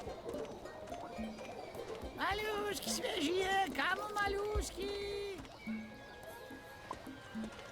Сам шил, за качество отвечаю. Ваш портрет. Вижу, у тебя появились настоящие деньги. Спрашивай, варвар. Чего у вас нужно сделать, чтобы к смертной казни приговорили? Ну, это очень просто. Тебе нужно кого-нибудь убить. Нет, не станет русский богатырь как разбойник душегубствовать. Давай другие варианты. Ну, тогда можно вытоптать плантацию риса. От 10 гектаров и больше. Да ты, законник, совсем с ума сошел. Да я быстрее ноги до колен сотру. Ну, тогда я тебе самое страшное преступление расскажу. Смертная казнь полагается за ношение одежды пурпурного императорского цвета. Вот, это подходит. Осталось только чего-нибудь пурпурного раздобыть. Портреты с натуры. Юридические консультации для варваров. Портреты рисую, недорого. Обычная белая рубашка. На ярлыке чего-то по-английски написано. Дульче и Кабанна. Тьфу, срамные словечки. Ваш портрет за 5 минут. Да что это со мной? Я вроде к глупостям не склонен. А скажи-ка, уважаемый, нет ли у тебя такой же рубахи, но только, к примеру, пурпурной? Эй, да что ты говоришь, чужеземец? Рубашку такого цвета только император носить может. Бери эту, хороший цвет и дешево. А если очень надо, перекрасишь. Хорошая мысль. Свежие морские деликатесы. Ну, уговорил. Давай свою рубаху. Штаны и рубашки с пожалеешь. Такая рубаха, сам носить будешь, дети твои носить будут, и внукам еще в приданое останется. Ну, поглядим, поглядим. Портреты с натуры. А вот эта одежка, она какого цвету? Не пурпурного ли? Совершенно верно. Это император в священном пурпурном одеянии. Кроме него, этот цвет никому носить нельзя. Ага. Вот, значит, какую рубаху мне поискать надобно. Малюшки свежие, штаны Портрет рубашки рисую, с недорого. этикетками модных модельеров. Могу предложить героический сюжет. Богатырь в сияющих доспехах поднимает над головой разящий меч. Рисуем? Можно в рамку вставить? И чтобы черная ленточка в углу. Алена, ну-ка прекрати глупости говорить. Ты лучше скажи, я тут рубашку белую купил. Как бы мне ее в пурпурный перекрасить? Не знаю. Честное слово, не знаю. И лучше не задавайте таких вопросов. Еще услышит кто-нибудь. Ваш портрет за 5 минут. Деликатесы. Модная, А недорогая. вот скажи мне, художник, это ты портрет рисовал? Я. Его Величество Император специально позировал для меня в своих священных пурпурных одеяниях. Понятно. А где ж ты такую красивую пурпурную краску раздобыл? Сам сделал. Это очень просто. Берешь немного морских моллюсков и варишь в кипящей воде полчаса с добавлением соли. Спасибо за информацию. Эй, Аленка, рецепт запомнила? Запомнила, Добрыня Никитич? Ваш портрет за 5 минут.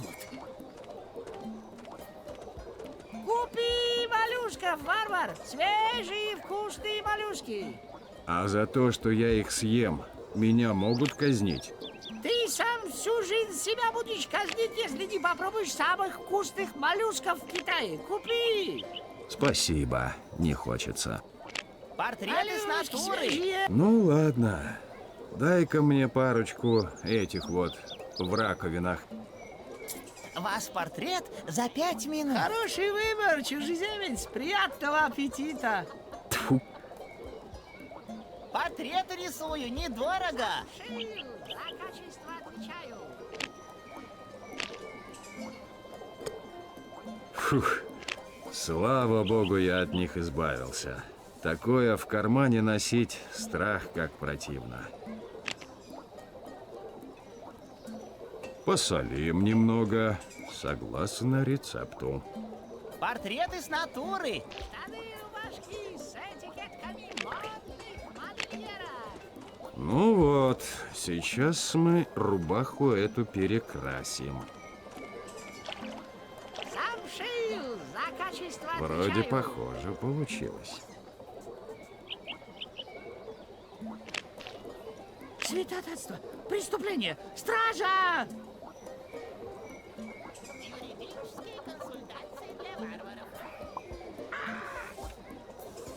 Чужеземец, ты арестован за страшное государственное преступление.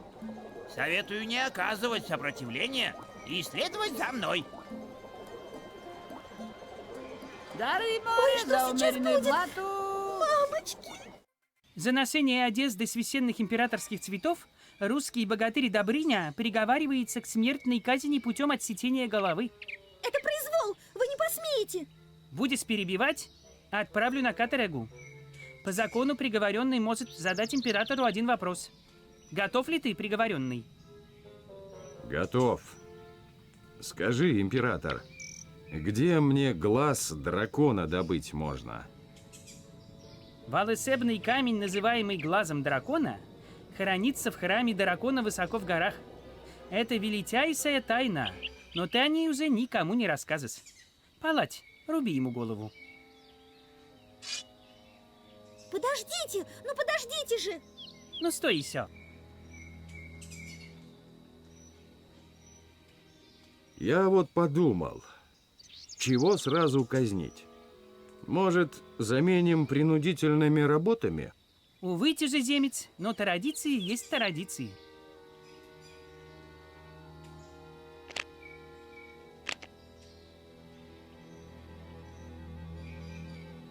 Добрыня Никитич, а может ты им того?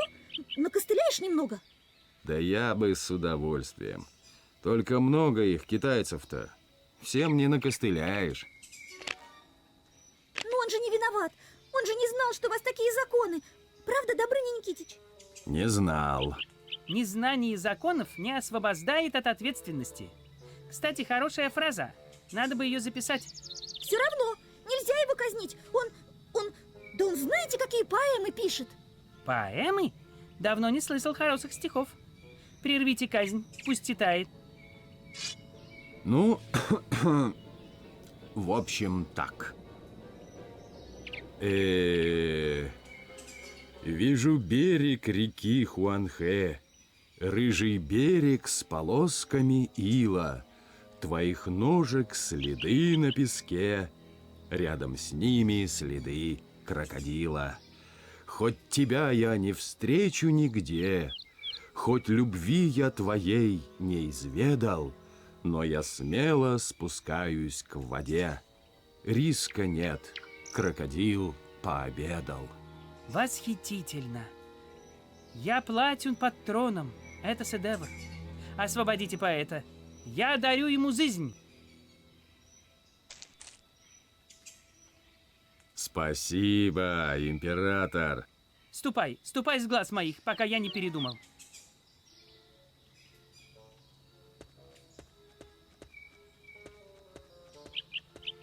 Пожалуй, как-нибудь попозже. Нет, не сейчас. Никогда не думал, что туземцы под силу сочинить такие прекрасные стихи. Спасибо на добром слове. А, кстати, как в этот храм дракона пройти? Ступай по дороге, она выведет тебя к вратам. Осмотр достопримечательностей продолжается. Теперь в храм дракона топать придется. Опять ворота и опять заперты. Это уже становится нехорошей тенденцией. Лишь верная молитва проход откроет. Видать, придется мне немного помедитировать. Ох, и неудобно же. Ну почему этого на стуле нельзя делать?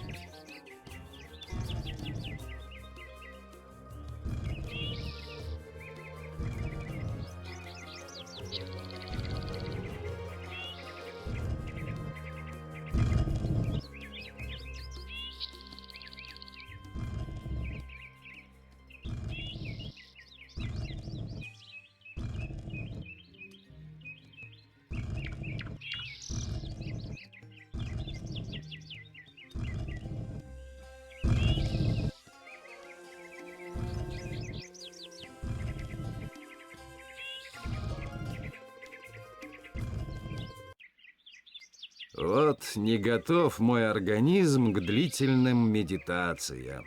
Ноги совсем затекли. Ох, и неудобно же. Ну почему этого на стуле нельзя делать?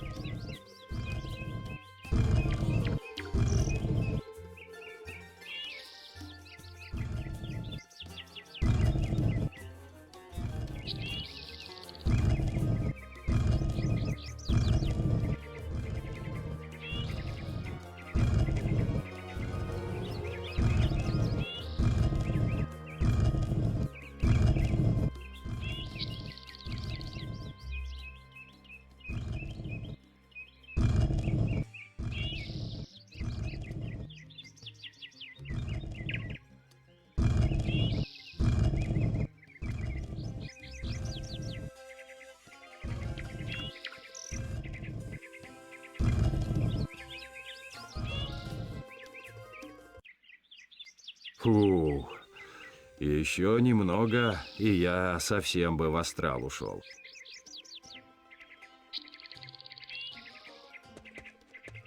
Ну что, посмотрим, что там за храм дракона. Это вы, что ли, бабушка? Я, внучок, а кто ж еще?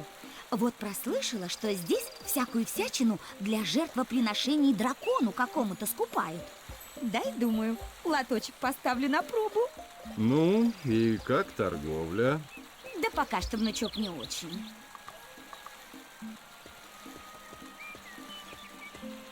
А скажи-ка мне, уважаемый, как бы мне глаз дракона раздобыть? Очень нужно. Глаз дракона, варвар, это величайшая святыня. И только сам великий дракон может ее тебе дать.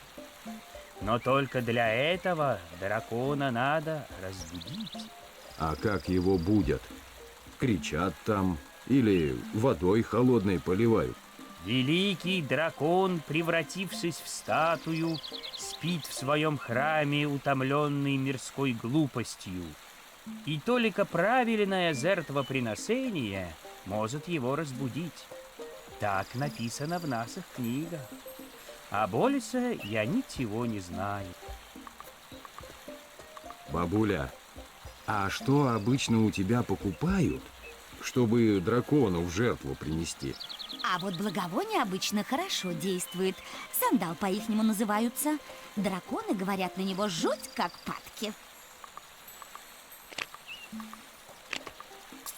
Ну, дайте мне этого сандалу, что ли. Пожалуйста, внучок, пожалуйста.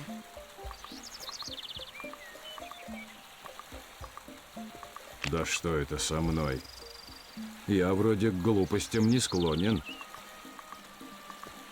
Гляди ты, какая земляника спелая. А пахнет-то.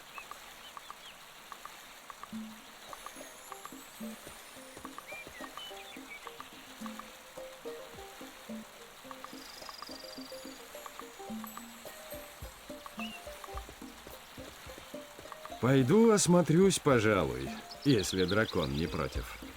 А если против, тоже войду. Красиво построено, ничего не скажешь. А дракон-то где?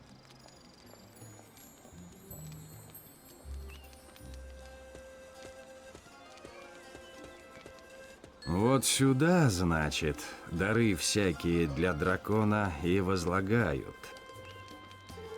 Вот сюда, значит.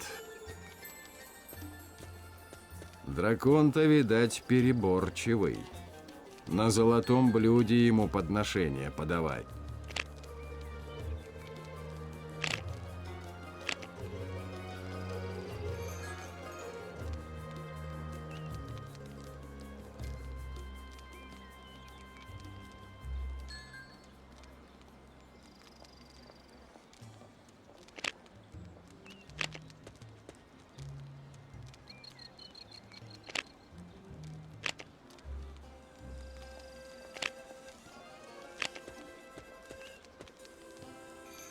Ну вот, смотри, что у нас здесь.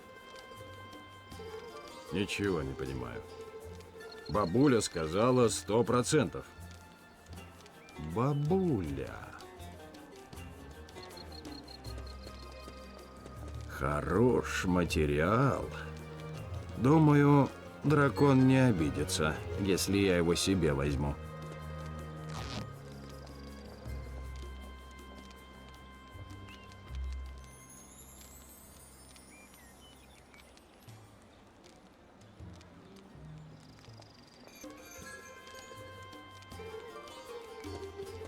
Горячая. Так и обжечься можно.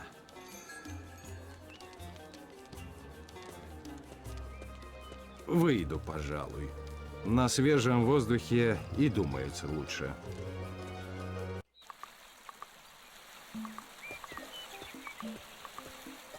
Слабовато закрепили. Ну да ладно. Надеюсь, никто не заметит.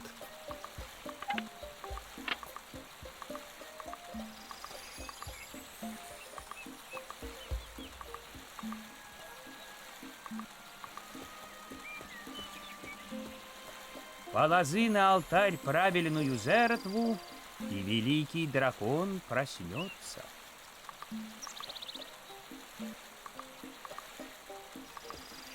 Послушайте, бабушка, а не обманываете ли вы меня часом? Обманываю, внучок, обманываю. А куда деваться? Товар-то распродать надо было. Зато теперь я тебе правду про то, как дракона разбудить, скажу. Только сперва купи матрешку. Ну что ей одной на прилавке пылиться?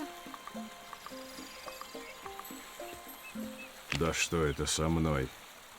Я вроде к глупостям не склонен. Ну, давайте вашу матрешку. Бери, бери, внучок. Чую, она тебе еще сгодится. Ну, значит, слушай, внучок.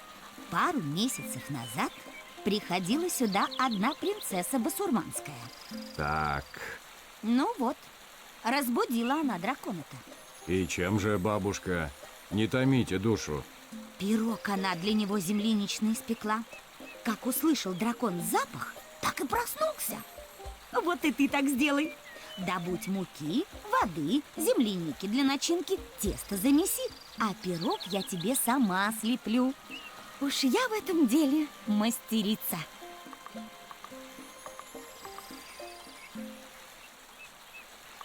Чистая водица. Видать, с самых гор стекает. Сроду я воду в матрешках не держал. Да что поделаешь.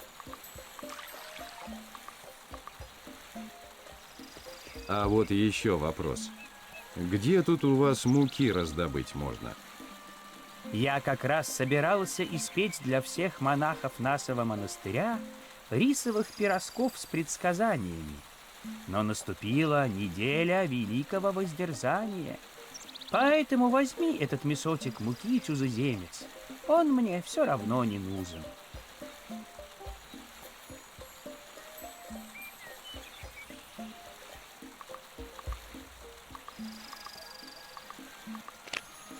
Тесто вроде готово. Теперь за бабкой дело. Вот, бабушка, кажется, все собрал, что нужно. Молодец, внучок. Вот только запамятовала я. Мне ж тесто раскатать нечем. Достал бы ты мне скалку или похожее чего-нибудь? А эта штуковина вам не сгодится? Сгодится, внучок. Еще как сгодится. Эх, ну-ка разойдись.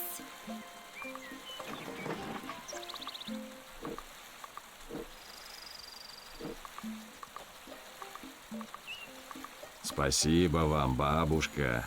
И тебе спасибо, богатырь русский. Ты уж не серчай на меня за то, что было. Сам понимаешь, бизнес есть бизнес. Эй, дракон, пора кушать. Цыпа, цыпа, цыпа. Пожалуй, это то, что нужно.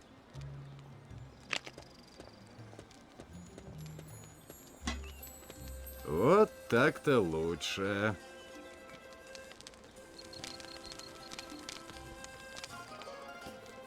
А вот об этом я и не подумал. Как же я его оттуда сниму? Горячий ведь. Вот так мы его и прихватим.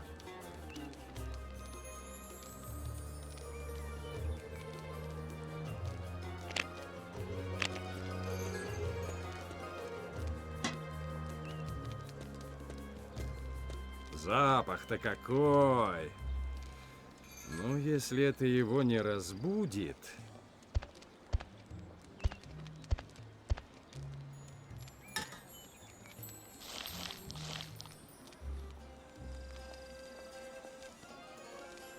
Мать честная!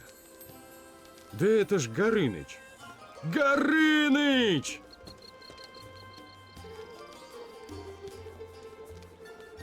Добрыня, друг. Ну, и как это ты великим драконом заделался? А по культурному обмену Я, значит, здесь великим драконом посплю немного, а китайский товарищ на Руси слегка крестьян попугает. А камень волшебной принцессе Басурманской ты отдал? Или китайский товарищ? Я... А что, не надо было? Да как тебе сказать?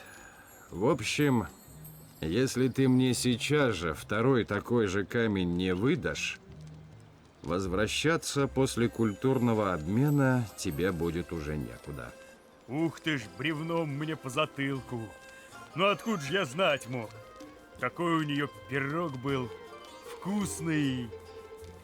Держи, Добрынюшка. Спасибо, дружище. Пора мне в Киев отправляться. А ты не переживай особо. С этим камушком мы на принцессу управу-то отыщем.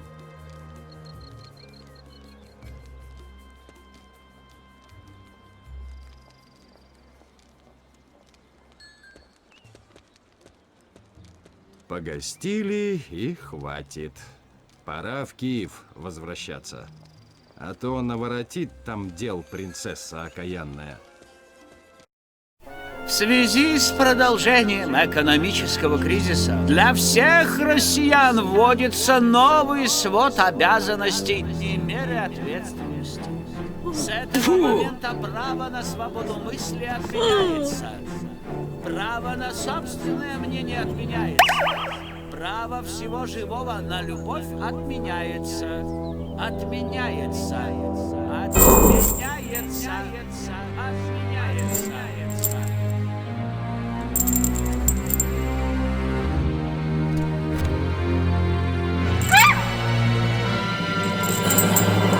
Все несогласные с действием нового указа будут жестоко наказаны.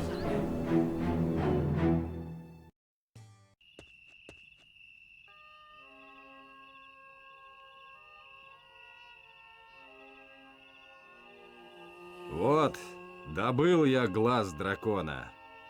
Кстати, вы даже не поверите, кто его там охраняет. Потом расскажешь, Добрынюшка. Сам видишь, чего в стране творится. Каждая минута на счету. Да, вы уж поторопитесь. Верните на престол законного государя. А то я в изгнании, вон, уже простудился совсем. Ничего, князь, теперь мы басурманшу в бараний рог скрутим. Вы тут план восстания пока разработайте. Ну, там чего в первую очередь захватывать. Почту, мосты, телеграф. А я побегу народ собирать. Да погоди ты. Тут восстание не нужно. Нам бы как-нибудь незаметно в палаты княжеские попасть. Да наш камень волшебный на ее такой же направить. Тогда и пропадет ее сила колдовская. Так через сквозной ларек можно. У меня там ход подземный, прям в палаты вырыт. Ну, на всякий случай, ежели с утра голова побаливает. А вот это, похоже, именно то, что нам нужно. Ну, нечего рассиживаться. Раз решил, действуй. Ты посмотри, Добрыня, чего с городом сталось. Да уж, ни покупателей, ни торговцев. Как после набега Половецкого.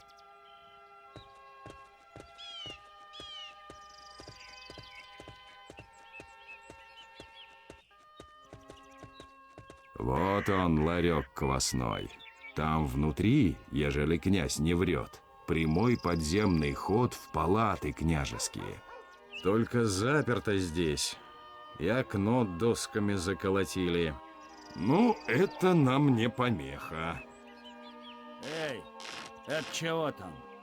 Не шали, а то тревогу поднимем. Тьфу ты, черт. Тревога нам совсем ни к чему. Мы же вроде по-тихому решили. Надобно их отвлечь как-то, Илья Иванович.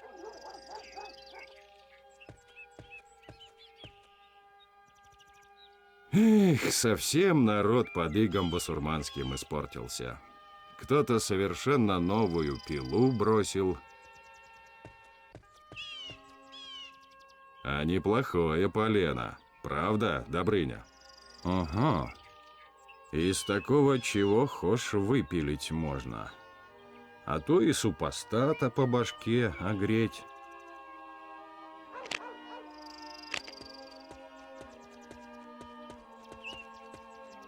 Ну-ка, Добрынюшка, поработай тут немного. Надобно для распрекраснейшей нашей принцессы вот из этого полена цветок деревянный выпилить. Это мы запросто.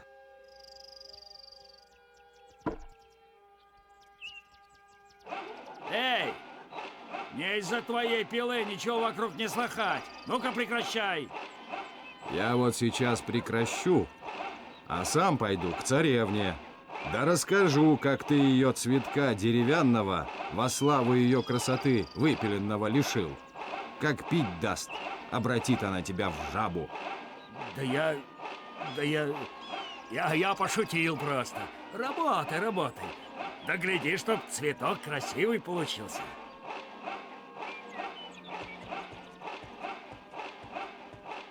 Ну вот, Добрыня там такой шум поднял, что на меня никто и внимания не обратит.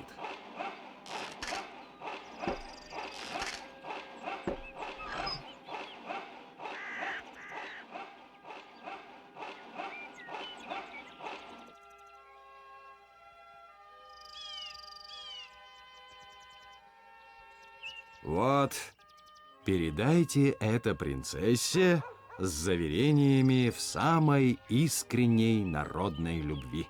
Все непременно передам.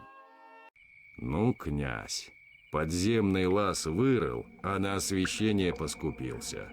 Как же он здесь ходит? На ощупь, что ли?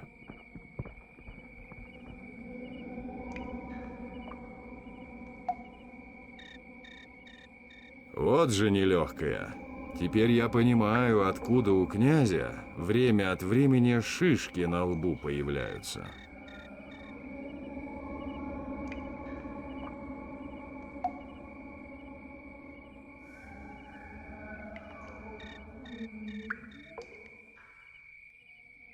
Опять головой. И, кажется, шлем погнул.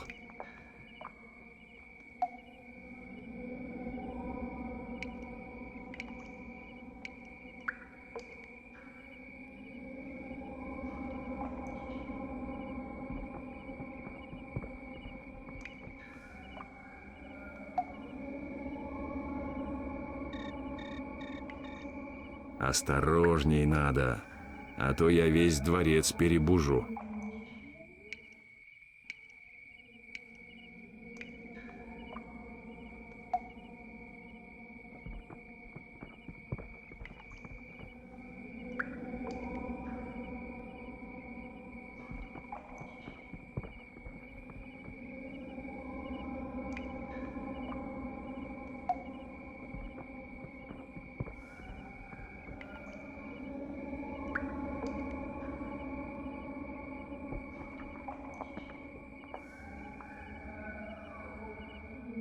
Ну, князь, я тебе этот тайный ход припомню.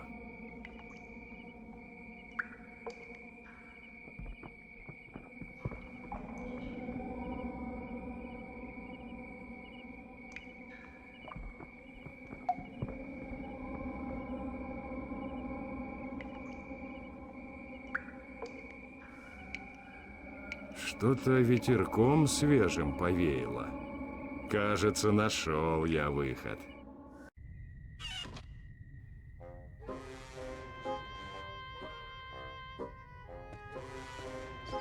Ух, чего-то у меня после этого подземного хода голова побаливает.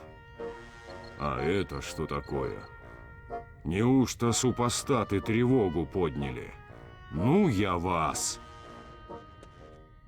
Добрыня? А ты потише не мог?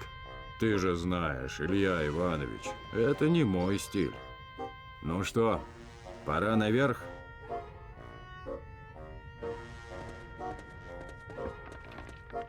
Пора, Добрынюшка.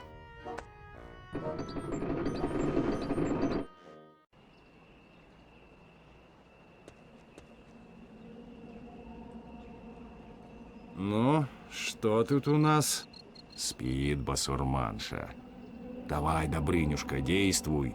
А то, ежели проснется, она из нас скульптур понаделает и вместе с Алешкой поставит. А вот и мы, твое басурманское величество. Сейчас за все посчитаемся.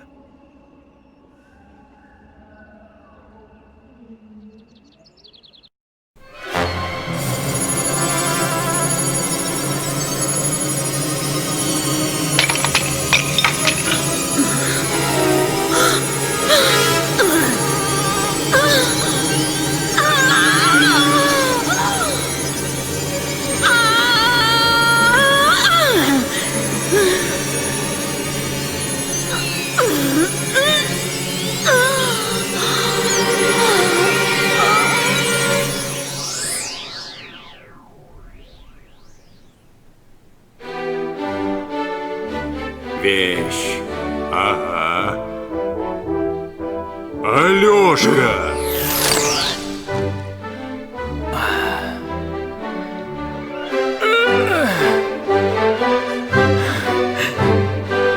Мужики, а что здесь было?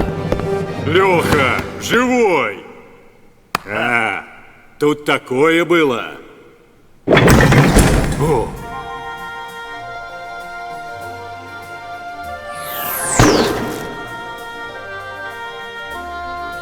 О.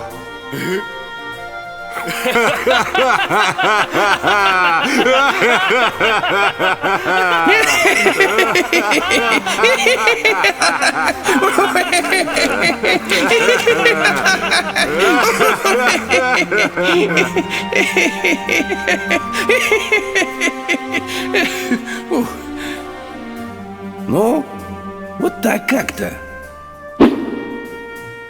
Sun is gonna